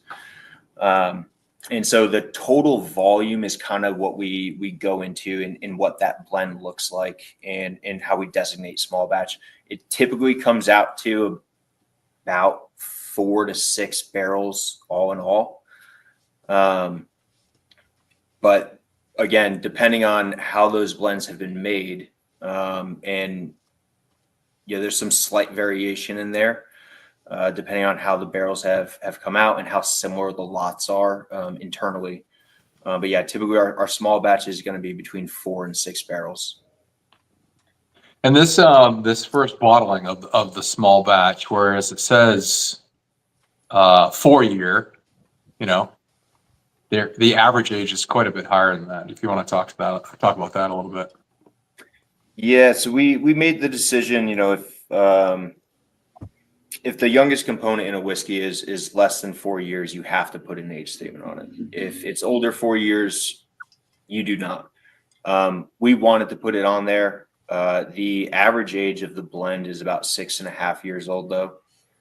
But there is a 4-year component in there. It is a really nice blending component. It has a beautiful profile, and then including that in there allowed us to tailor the blend to highlight that ester profile. And I'm fine talking about it. It's actually that 36% rye bourbon that had this like super rich, just red fruit, and almost like this raspberry jam. I get super excited talking about it because it was really incredible. But it was such an intense profile that we're very selective about how we're blending it in there, because you can very kind of quickly overdo it and blend out the rest of the profile, or cover up the rest of the profile. And on the opposite side, not put enough of it in, and then you lose it and you turn into just a confectionery bomb. Okay, cool. You mentioned, I hope you didn't already answer this question. You mentioned you don't always use the full barrel. Correct. What happens to the rest of it? They stay in stainless steel drums, sealed, Okay. Until Ready we're for the next blend. Yeah. until the next batch. Yeah. So it's difficult when people ask about that. Like, how do we want to be as truthful as we can be, but at the end of the day, we're not using 6 full barrels. We're generally, but we are touching whiskey from 4 to 6 barrels. It really just depends on kind of what the ask has been for the batch size, and from sales. And that's what drives that small batch kind of that limitation. But we can go as low. We have gone as low as 4. But I think we're about to package our 3rd batch of small batch. Okay. On Friday. Did you say the one we have here is batch 1? That is batch 1. Yeah. So we don't mark them with batch numbers, but that is from the first batch. No batch hunting, guys. Ideally, if I'm doing my job well, you shouldn't be able to tell the difference between the brands, between the releases, which is why we don't mark them with a batch. Again, we're married to the flavor profile, and so every time, and that can become challenging because we don't dump our barrels all at once when we bring them in for small batch. Some of our barrels come in at might come in the door at 6 years and 1 month old. And by the time we're ready to blend another batch of it for release, that lot has come up to 6.5 years. And so that's why that blend is kind of constantly changing. We constantly have to look at different components. Now, if we do dump a barrel and it goes in the stainless steel, it doesn't really change that much. And so it is really easy to just kind of pull that over and consume it. But okay, so I want to, just in the interest of time, so it is 5:45. Are you guys still good to hang on for another 15 minutes, or would you like us to wrap up? Certainly. Okay. I'm all set. So we got a couple more questions. Yeah, let's talk about the rye. And I do want to make sure that we at least touch on the vision for the American Single Malt Whiskey. So we'll try to leave 5 minutes for that. As we don't have the whiskey to taste, that should go a little bit quicker. And we have a couple more questions in the chat that we'll touch on as we go through the rye. Okay, so this one, I have to say, I like the labeling on this one a little bit better. Let me zoom in. So Wake Robin small batch rye, where you can very clearly see the word small batch. I know probably some label real estate there because bourbon is a longer word. But I really like that it is as part of the identification of what's in this bottle, and you can really see small batch is front and center on that one. So, and the other interesting detail that I noticed, not for the first time, but again today, is that your bourbons have a green field label and your rye has a burgundy field label. And that is, if anything, the opposite of what you would typically expect for whiskey labeling. Bourbon usually comes along with that burgundy color, and rye usually comes, essentially tradition at this point with a green color. So I wonder if you have any comments on the coloring of the labels. It came up when we sat down in marketing, and I get the emails. I remember reading something, and it was just like green dominates rye whiskey, and how certain colors have become synonymous with a style of whiskey. And I don't know. I think the best way I would say it, JC's probably the better one to answer, but we're not looking to necessarily always follow the field, and we want to be authentic to ourselves. And at the end of the day, green felt right. Red felt right for, burgundy felt right for rye. So one of the things that we have to imagine at some point is, if our bottles or our cans or what, anything that we do is stood alongside others, is there a way for us to not participate in the noise? So how we approach that for cans, when everybody was kind of getting louder and more color and kind of just more detail, just always more and more and more, we actually pulled back from that and actually went to tons of negative space in our cans and quite a lot of white as well. So it's sort of like, you tend to notice the quiet one, and that's kind of how we approach it for beer. And in that same sort of way, and if a lot of folks are doing the same kind of thing within a given category, maybe we just flip the script a little bit. And if that's a way to introduce ourselves to folks, and that's we don't feel the need to do exactly as or be follow the boilerplate plan of what it is that you think you're supposed to do. So was it more do the opposite, or was it just do what feels right? Yeah, let's do more what feels right. And it's always cool to put this in front of folks that aren't whiskey nerds. They don't know, and like, what does this taste like? Does this look more red to you, or more burgundy, or more of like this forest green color? And this is kind of where other folks who aren't otherwise aware, and that's kind of where they landed. So, in an unscientific way, that felt right. And we're kind of looking at each other like, are we going to do something different than what we quote unquote should? And like, yeah, why not? Yeah, makes sense. Well, while we're talking about label colors, because I like asking this question occasionally, I asked a whole bunch of people at ACSA 2024, quote unquote, everybody knows that rye is green. What color is American Single Malt Whiskey? Mm-hmm. Well, we've already designed our label. So, Kyle, if you want to talk a little bit about that, what felt right for us? I'm actually really excited about it. I love our designs, our bottles. To your point, I think there's probably a little work we can do in refinement there. But the American Single Malt, I am overly eager for, super excited. It's this really kind of soft, creamy color. I don't want to say white in off-white, because I don't. It doesn't do it justice. But it's this really kind of soft cream color.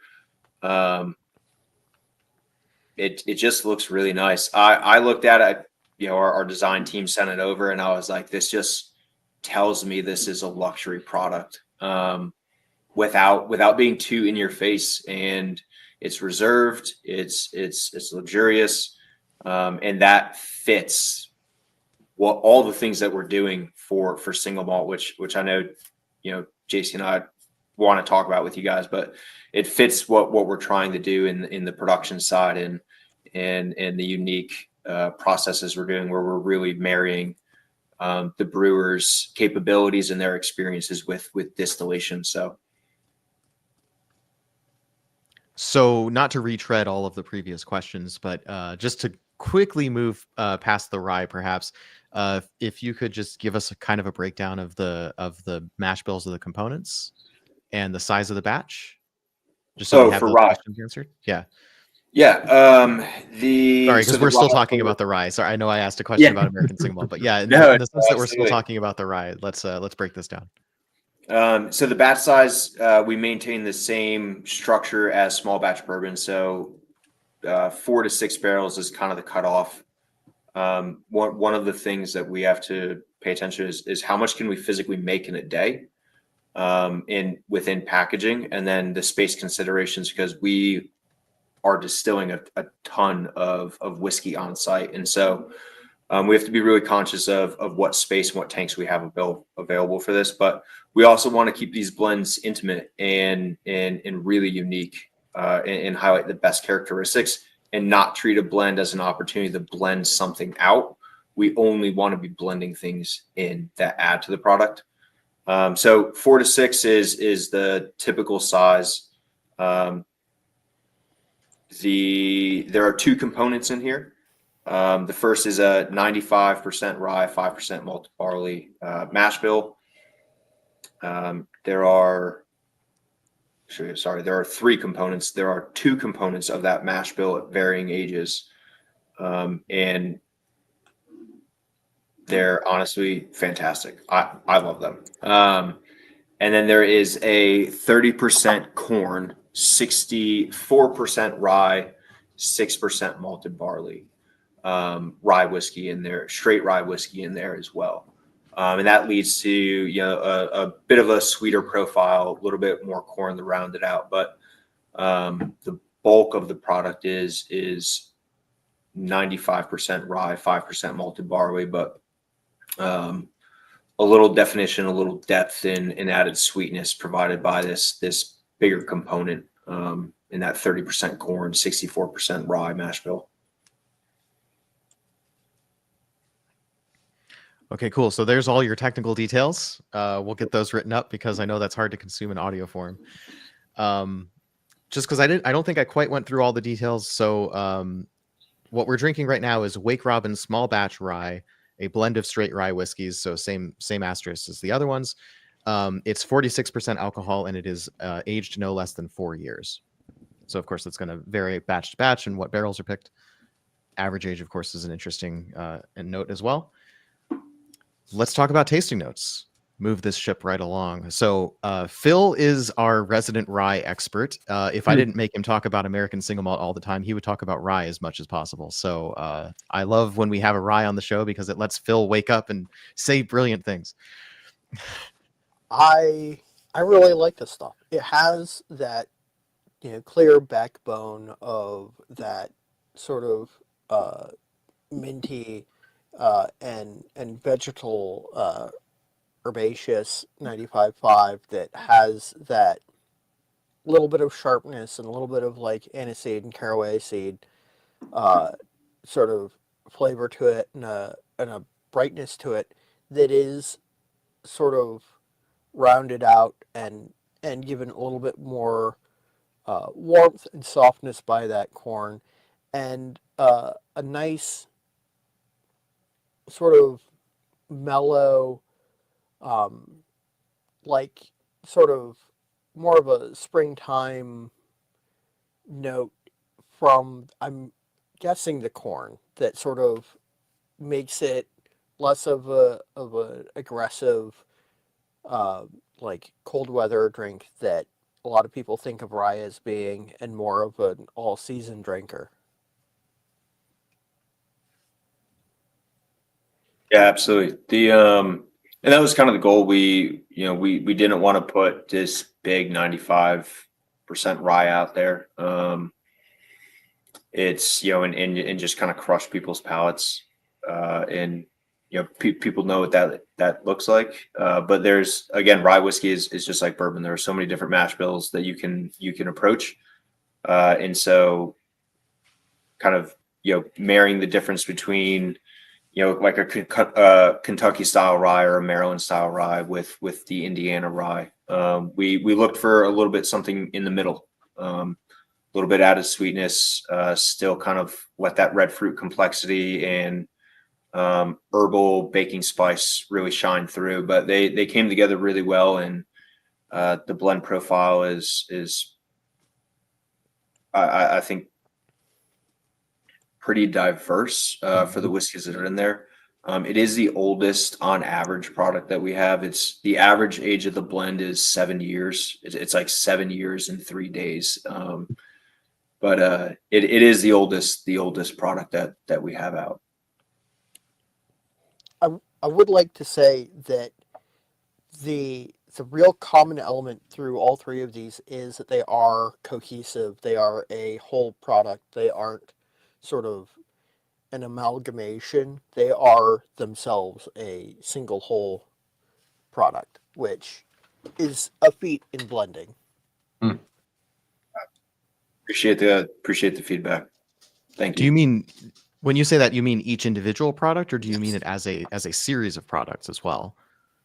So each one of them is an individual product. There is the through line of the care that is taken in blending them that results in a product that is cohesive. It is one product that has elements that are married together that create a cohesive nothing that sparks out or like strays from the path of being that nice solid unified construction. Yeah, I absolutely agree with that. All of these products are very well constructed. So kudos to you, Kyle. Thanks. As far as the rye goes, this is, I mean, aside from the fact that it just makes sense to go in this order of this tasting, and for one thing, we went from the lightest color to the darkest. They're subtle differences in color, but they're there. Yep. And I also think that we went from, if anything, the lightest, and I don't know that I would use light necessarily to describe the Wake Robin bourbon, but we essentially went from the lightest in flavor profile to the richest, maybe. The rye is my favorite of these three. I think to say traditional rye is tough, right? Because everybody's got this idea of rye as MGP 95.5, and we've talked about this at length. We talked about this when we were drinking the Liberty Pole ryes. That, there are other ryes though, right? Like my sort of go-to rye that isn't, there's the barely legal rye, the 51% rye, that's essentially bourbon that just happens to be rye instead. Like that's Wild Turkey, for example. There's Wilderness Trail rye, which is somewhere in the middle. This is neither of those. It's really nice. It doesn't taste like bourbon, and it doesn't taste like what I expect rye to taste like necessarily. It tastes somewhere in between. And I like that. I think this is really, really enjoyable. I brought all three of these to a friend's place, and we tasted all of them. We both agreed we really like the rye. He's not much of a whiskey drinker. He's an absinthe drinker. So he likes it spicy. And, that's, those sort of like the cloves and the stuff that goes into absinthe. So maybe that's why he liked it, but I liked it. If anything, I would say I don't normally go for spicy, but this hits those, like, it's clearly rye and it's clearly not bourbon, right? Check. Right. We've accomplished rye, but like, it's nice. It's a nice, enjoyable sipper product. It's the most integrated of the alcohol levels on all of these, in the sense that it doesn't burn. It feels really full flavor for 46% alcohol. This is a product I can see myself coming back to very frequently. Would not be surprised if I finish this bottle first. We've already talked about finishing bottles as a tough proposition. Yeah, The texture and sort of that brulee sugar piece that comes through just sits so well on the palate. And as Phil was saying, this is a complete, as the other whiskeys are. This is a complete thought, and it doesn't feel like, oh, this is a version of. So it is. There's not a lot of space to actually have a unique identity, and Kyle and in our team really have found a way to do that with our first rye. So again, same thing. We love to put these whiskeys in front of folks that kind of they enjoy them, but it's not their main passion in life. And this is the one that seems to be jumping for folks right now. It's super exciting because, you know, as a New England brewer and farmer and now distiller, rye does really well in New England as well. So, and I've been brewing with some locally grown, very interesting rye varieties. Most rye whiskey is made with VNS, variety not specified, which is basically just sort of like, you know, it's a sledgehammer for spice, but we're very interested in kind of the more subtleties and the differentiation versus what else is out there. Let's explore some unexplored areas, and we're pretty excited about that. So, and then rye also, from an agronomic standpoint, does wonderful things to the soil, does wonderful things for the microbiology. It builds organics. It does all these other things as well, because we're of course very concerned about that as farmers too. So. It certainly will be almost and now we'll use the word impossible, but we haven't gotten there yet. We'll find out in a number of years. It might be impossible to make this exact expression with our own estate grown rye. But again, this provides that concept for where our own distillate will land in time. Yeah, excellent. Sorry, was that variety not specified? Was that about the sourced components as well as your own, or? I mean, the vast majority of rye grown in the entire world is VNS rye. Sure. Yeah. Sure. Like it's probably like 98, 99+% of rye that exists in this world. Okay. It's so. Yeah, go ahead. I mean, as far as like the companies we're sourcing from, most of it is VNS, but at the end of the day, they're generally not disclosing what their grain varieties are. And I think at some point, you know, some of the smaller companies are probably a little more concerned with it, but some of the larger are. At the end of the day, you want to start buying variety specific. You need to get into an area where you're leasing land and specifically growing it yourself or under contract for that business. And so, I just don't think on a large scale it's always possible. But you are definitely seeing guys in you know, distilleries, you know, down in Kentucky and Tennessee, some of the bigger distilleries doing this, growing heirloom corn and heirloom varieties of different grains. But I think this is something that actually craft distillers have been doing for like the last 10, 15, 20 years. And the bigger companies are looking at them and saying, oh, that's actually like a great idea. Let's start doing this.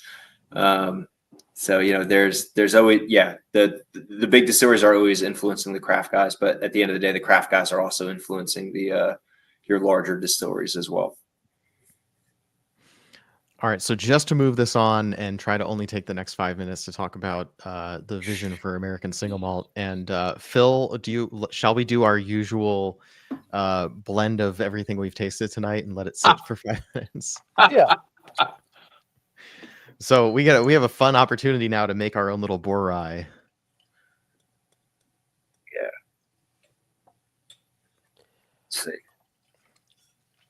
Now, of course, and we acknowledge, right, one of the reasons that we know we respect the blenders is because we always acknowledge when we have a blender on and right in front of them we blend their whiskey together. We know that we're committing a cardinal sin. You know, they're So JC had kind of hit on this, and at the end of the day, I think it's really important for everyone to know is it is very much a team effort. None of our spirits go into a package without having gone through pretty rigorous sensory analysis across a rather large group of people. And there have been times that I've slammed some stuff to see what happens. Spencer says, "Yeah, we love your blending, but we're also just going to slam some stuff together and see what happens." I have put blends in front of people, just looking at what the components are, and I'll quick come up with, and I'm like, I think this would work well here. I think this percentage is going to work great. And I've put blends in front of the group that I get into, and I'm like, oh God, did I just embarrass myself? I definitely did. And I put that down, and you can slowly watch as the group goes around this blind sensory panel, and their face changes, and they're like, oh, and it's really interesting. People knock blending, you guys definitely not. And we appreciate that. But I always like to tell people, like, go home and take 2 whiskeys that you really like and just mix them together 50% and see what happens. It does not always turn out well. You have 2 great whiskeys, put them together. It's not always going to create a better whiskey. Yeah, it's not like blending colors together. It's not like you take a red and a yellow and you put them together and you get orange. It's not that predictable. Maybe if you stick them in like a little barrel, like the 2-liter barrel I have over here, like you get a slightly better result because you let them mingle and interact with the wood and all that. But if you just take 2 things and put them together, I mean, even then, not great. There has to be some intentionality behind blending things that go into a barrel too. So yeah, it's not like mixing colors. It's a completely different thing where sometimes things weirdly cancel each other out. Sometimes weird bad notes pop out. The way I describe it to some folks, it's sort of like trying to think in 4D. It's not. It's so challenging, and it's not something that you can pick up right away. It's years and years and years of doing this, lifelong pursuit. Right. Yeah, it's not linear, right? Blending colors is linear, right? It's not 2-dimensional. It's not 3-dimensional. It's 4-dimensional. Like you at best have a guess, I think, from experience, and experience matters a lot here. Of I'm going to put this thing that tastes like this together and has this quality, and I'm going to put this other thing into it that has this quality, and I'm reasonably certain that that's going to go well together, and it's not going to turn nasty because there's just surprising edges that come out sometimes.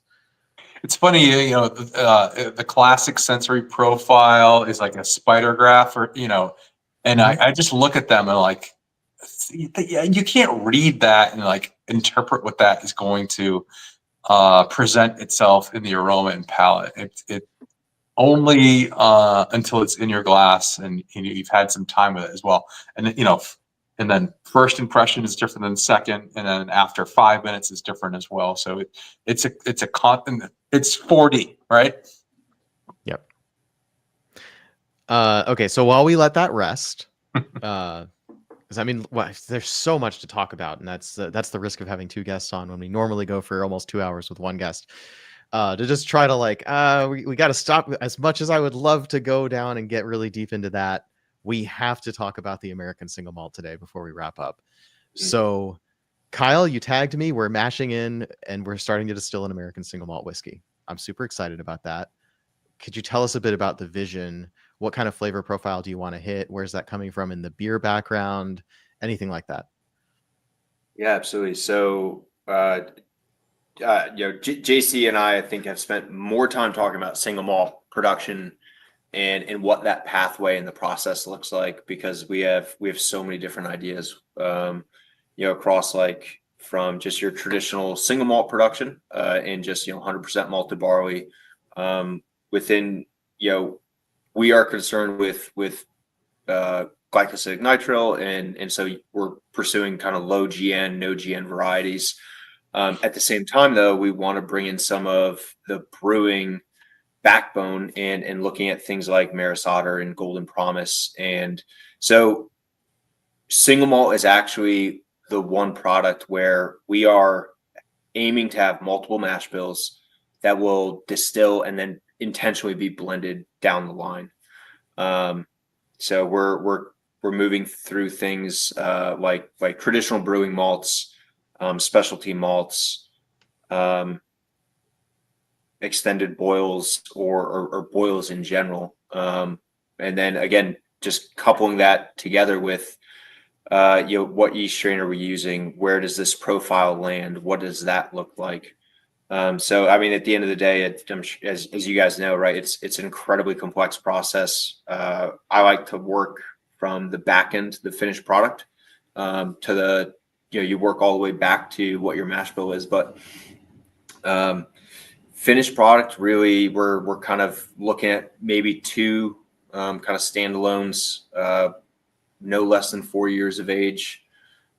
We'll see if that holds. We're going to see how they come out. And if they come out and they're really good, at the end of the day, the age really isn't that important. It's can the distillate, can the spirit kind of hold the quality and match the expectations of our own in-house expectations, and then also our consumers. So really looking for this kind of traditional stone fruit profile, a little breadth there. Looking for some confectionery notes, from some of these specialty malts. I am not a huge fan on overly nutty profiles. So finding malt varieties that don't produce that profile is rather difficult. And then making sure that you align, your mash and fermentation process to work within that malt profile to kind of minimize that. I think sometimes it's a bias that I have, but sometimes I think that that kind of nutty profile can cover up a lot of complexity that's underlying within the malt. So, at the end of the day, that's where we're at. We have talked about like cask finishing just inherent within the process. But this product is still realistically, I would say, at least 2 years out, for what would be a 3-year age statement, but we're initially planning for 4. But there's still a lot of opportunity for us to kind of make up our minds, and I'm sure we'll make up our mind in a month, and in 3 months and 6 months it'll be slightly different. But that's kind of the fun part of building a brand is the world is your oyster, and you get a lot of opportunity and a lot of chances. Okay, so in what you've distilled so far, how's the flavor profile in terms of? I know it's hard to tell before it's aged, but right, you've got some in barrels for a few months now. So how's it coming along? Is it getting somewhere in the ballpark of where you're hoping it'll be? Yes, it's done pretty well so far. So funny enough, the Instagram reel or video I had tagged you in, we were mashing. We were actually commissioning that brew deck with that mash, and so that mash didn't turn out exactly the way we had wanted it. But it was it's part of the commissioning process. You can expect those kind of issues to arise, but at the end of the day, it came out well. We took fermented well. We took a look at it as a wash and ended up distilling it, and it was fine. We've since dialed that process in really well. One thing I'm super excited about is because we're a brewery at heart, we are lautering our mash or our wash, and so we're doing this. Yes, right. We're really excited about it.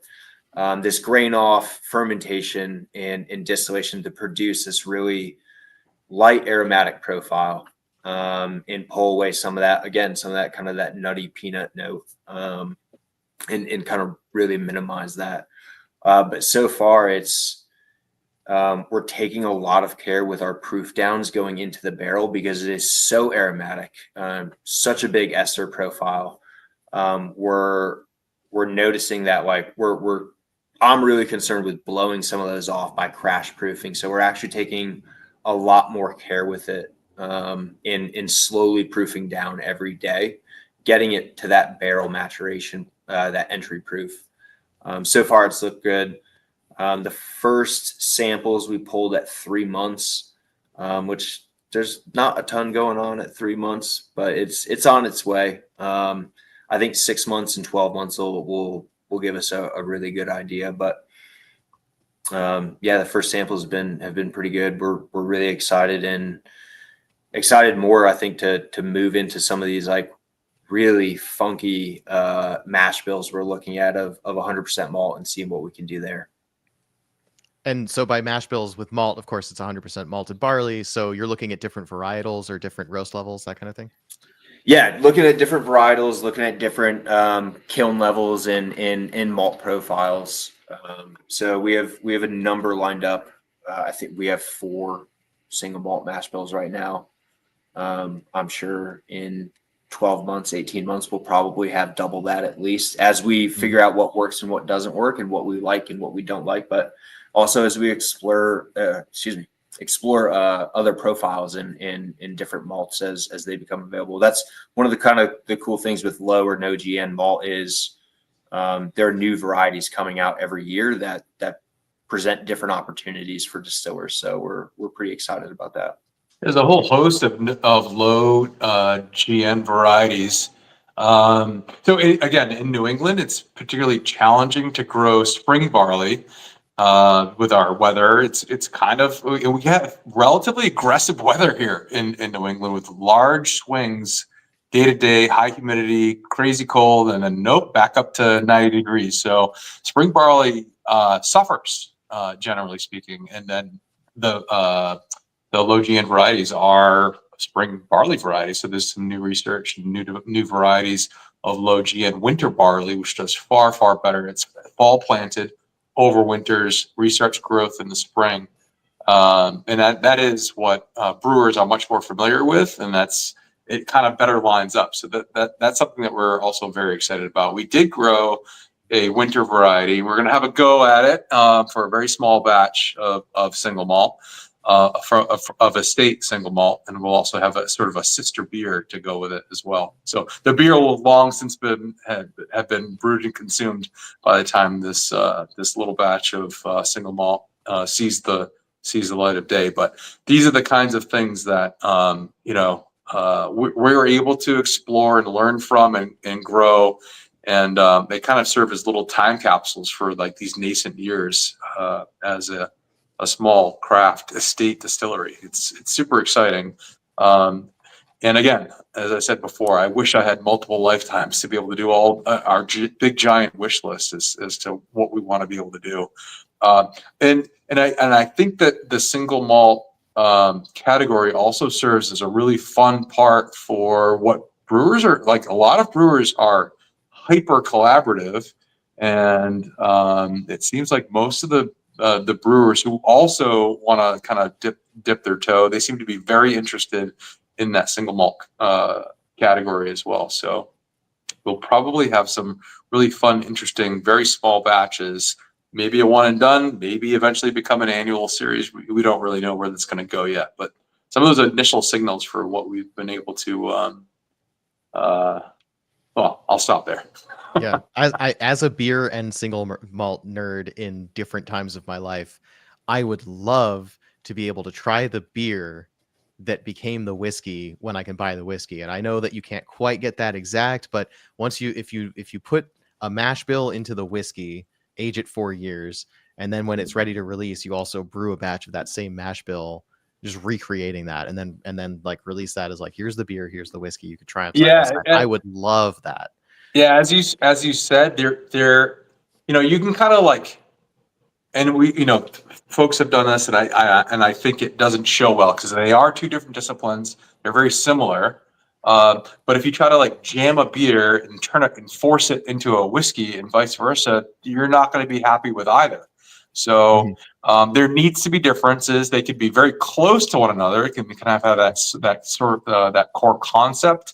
But in order to make the right balance of aromas, flavors, textures, bitterness levels, all of those things, you still need to apply the rules of the discipline in order for each of those partners to turn out well as well. So, yeah. Right. So essentially, all of your beer brewing discipline goes into the single malt, but you also have to treat single malt as a product that has its own rules. Absolutely. Yeah. Thankfully, now it has its own rules. Yeah. In 4 days, that rule goes into effect on January 19th, and people can start submitting labels with the new American Single Malt Whiskey type. Everyone who's been following this show for a long time knows all about that. But if you didn't know, American Single Malt is legal now, and you can start applying for labels on January 19th. Of course, our guests know that, but the audience, I think it's, I'm always interested how everybody feels. I know this conversation has gone so too long, so I won't get too deep into this. But from a consumer perspective, right? Question to the chat, and obviously we're not going to wait for answers to come in. But question to the chat: from a consumer perspective, do you care that American Single Malt has a regulation? And then conversely, here's the question for our guests: as producers, how much does it matter to what you're doing that American Single Malt Whiskey now has a definition that has been legally ratified?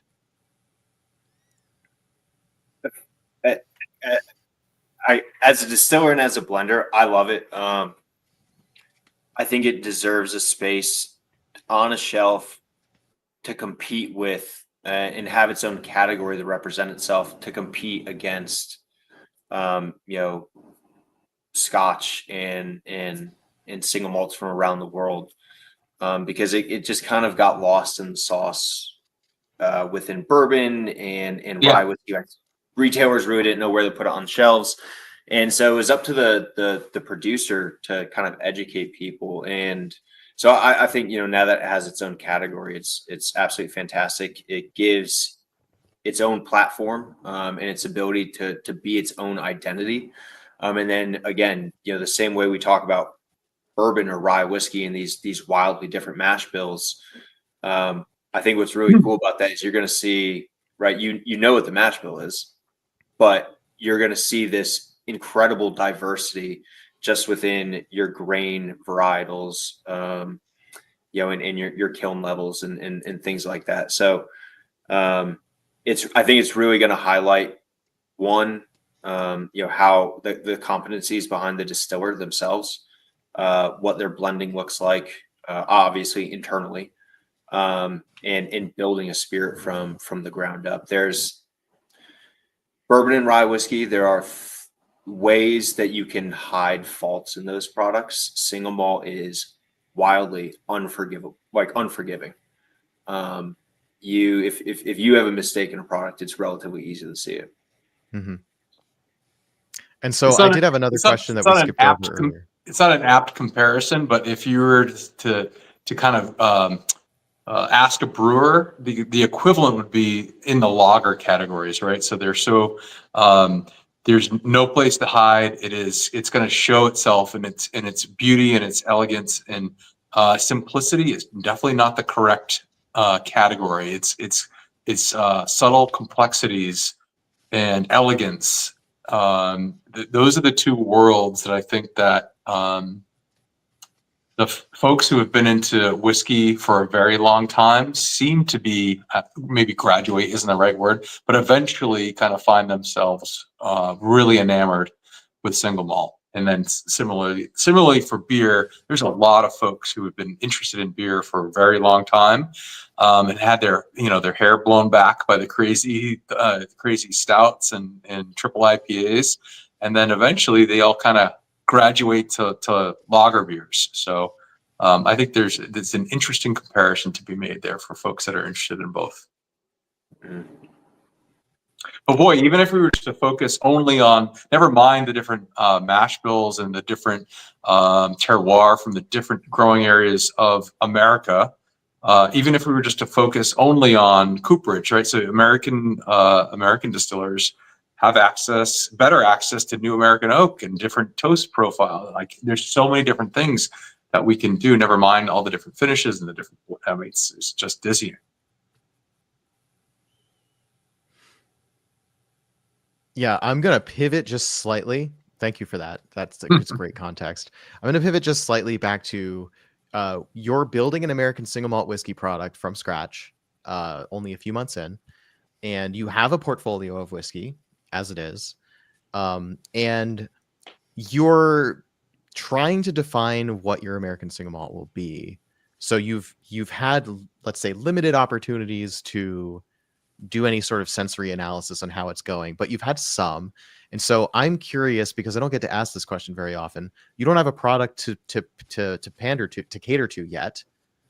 So what are you observing in what you've done so far, and how are you making adjustments or righting the ship, as it were, in future distillations, or like what changes have you made so far, if that makes sense?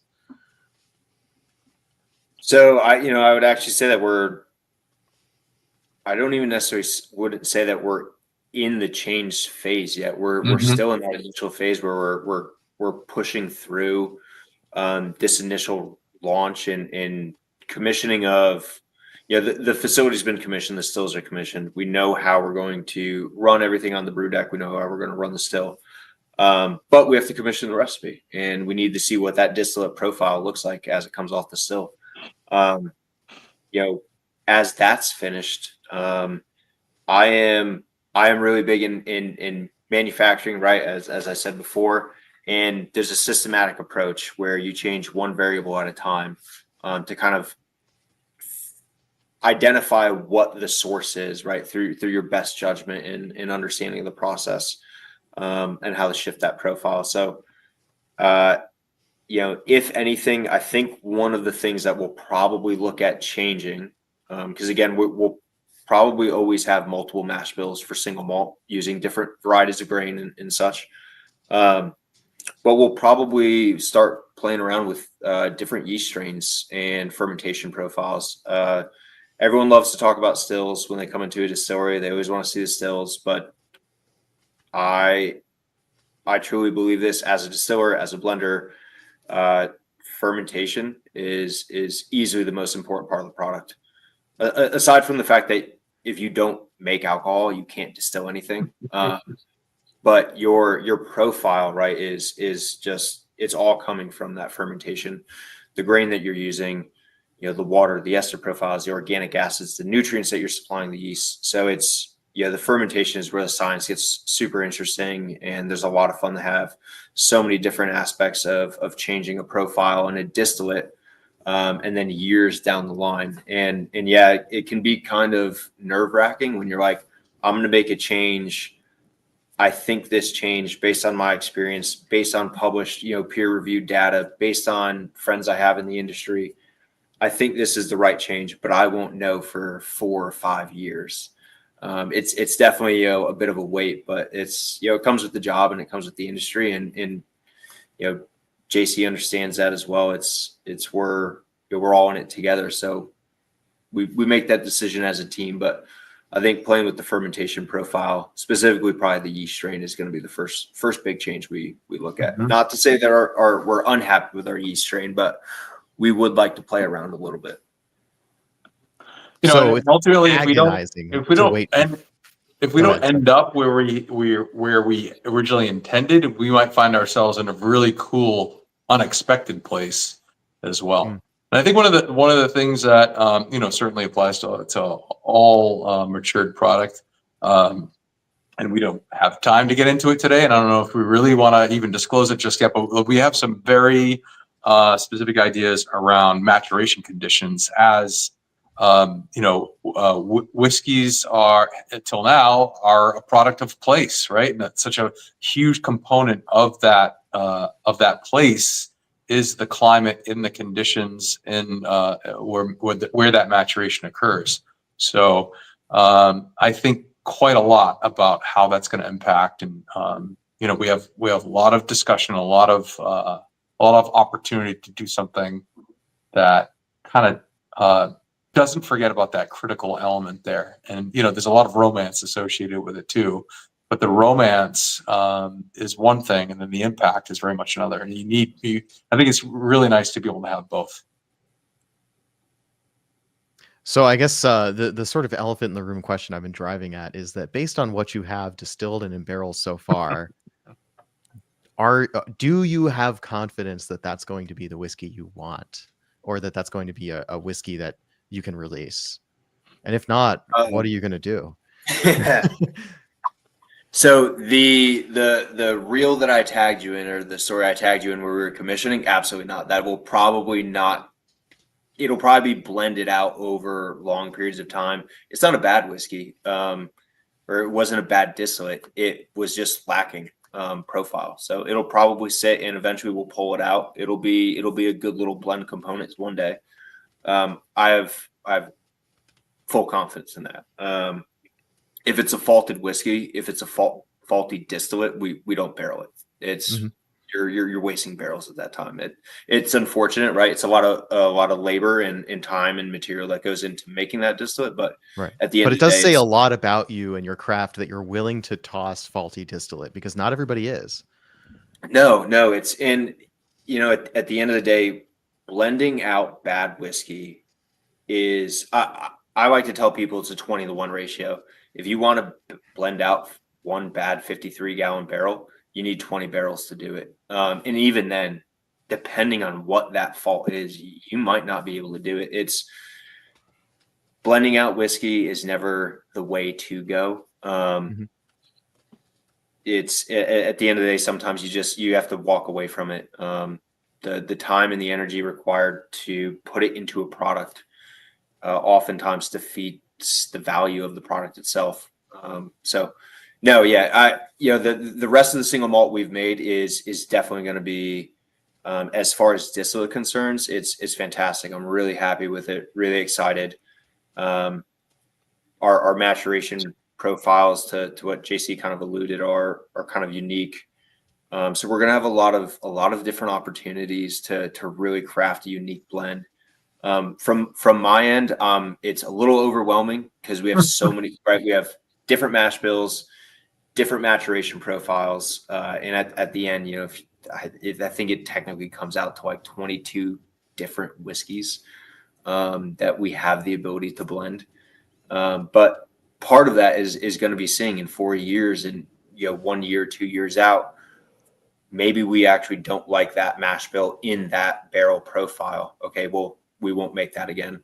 But as far as the distillate is concerned, other than the commissioning batch, it's come out really well so far. So I'm pretty excited about it. All right. I know that we're like way over time, but I really do want to talk about this barrel question because it is definitely, people will be like, why didn't you ask? Right. So Mike has already done a good job of answering. Mike Dyer works for you. The comment, we've obviously done a lot of barrel aged beer, but now we have our own beer and our own spent barrels, which will create a new level of experience. So that's one angle on, you've got bourbon and rye, you've got spent barrels, you've got beer to put in them. Everybody loves a barrel aged beer. But the other side of that is American Single Malt Whiskey allows any type of barrel aging. So the question immediately becomes, what type of barrels are you putting your American Single Malt Whiskey into predominantly, or are you doing a variety? And then are you putting your American Single, and specifically, are you putting your American Single Malt Whiskey into your empty beer barrels? So we're not actively, the way we're approaching it is we're not actively putting single malt into empty beer barrels. We will though. We're treating some of our beer barrels as finishing barrels, more so than primary maturation. We are using a mix of new cooperage with varying toasts and char profiles, used cooperage, different types of spirit, used fortified wines. And then we're also looking at finishing in just some other wine barrels. And to include that though, we will be finishing, I feel like I can say it with fair confidence that we will be finishing some single malt in Trillium used beer barrels. I think we're also looking at fooders as well as a big opportunity. Trillium has a really big fooder program. So there's a lot of opportunity. I personally would love to get my hands on one of those and bring them into the distillery. We do have some. JC, do you want to talk about the stout barrels? I'll let you Okay. talk about that if you want to, not to put you on the spot. No, that's okay. Yeah, I mean, with the fooders, I think our heads start spinning around like the ideas around Solera programs and those kinds of like this really incredible vatted single malts as well. And so that's like something that it's going to be years down the line, but it's such a fun thing to be able to think about, and to be able to hold our breath, to be able to wait for those kinds of special moments. I think one of the things that Kyle was talking about is probably going to be most immediately available, not as single malt, but as finishes for some of our other whiskeys, to be able to take a beer that was, like a big stout that was aged in one of our Wake Robin casks, one of our Wake Robin rye or bourbon casks, and then do a finish of that same bourbon, a fresher blend of that same bourbon, to be able to release at the same time a whiskey that was finished in the stout cask, and then the stout finished in that whiskey cask. So I think to have, again, those partner experiences, and to understand how each of them work together, and to do them both with intentionality, and to have the blend that's kind of appropriate for that stout finish. Again, tons to learn, and we're going to be we're starting out with an intention, and where we might end up might be different than that. But I think the way that we make our stouts and some of our other larger barrel aged beers really presents a pretty unique opportunity, and is very differentiated from some of those other stout finished whiskeys that might be on the market, just because of our stouts are so different than what is otherwise being used to finish whiskeys. So we find out in a little time, maybe a little less time than the single malt, but it's super fun.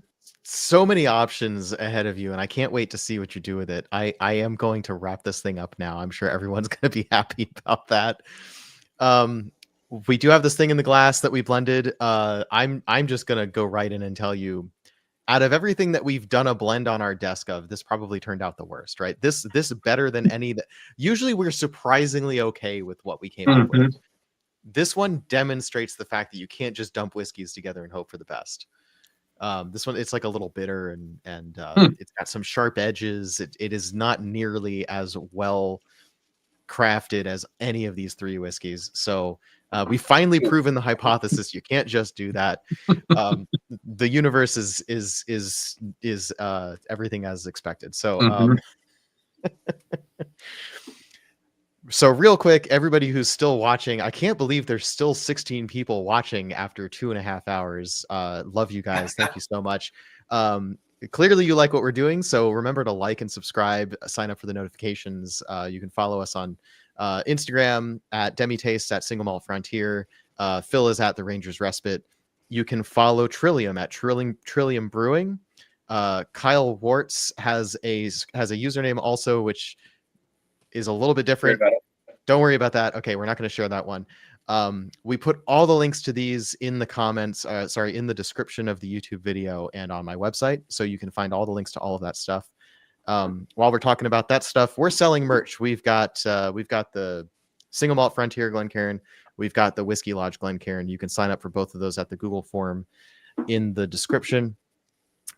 I'm not going to do any more self-promotion. Mike Samalo, the Whiskey Shaman, Whiskey Punkard, Spencer, Joe's Whiskey Den, everybody who's still here, thank you so much for tuning in. And until next time, we'll see you in the lodge. Cheers, guys. Thanks for having us. Cheers. Good night, everybody.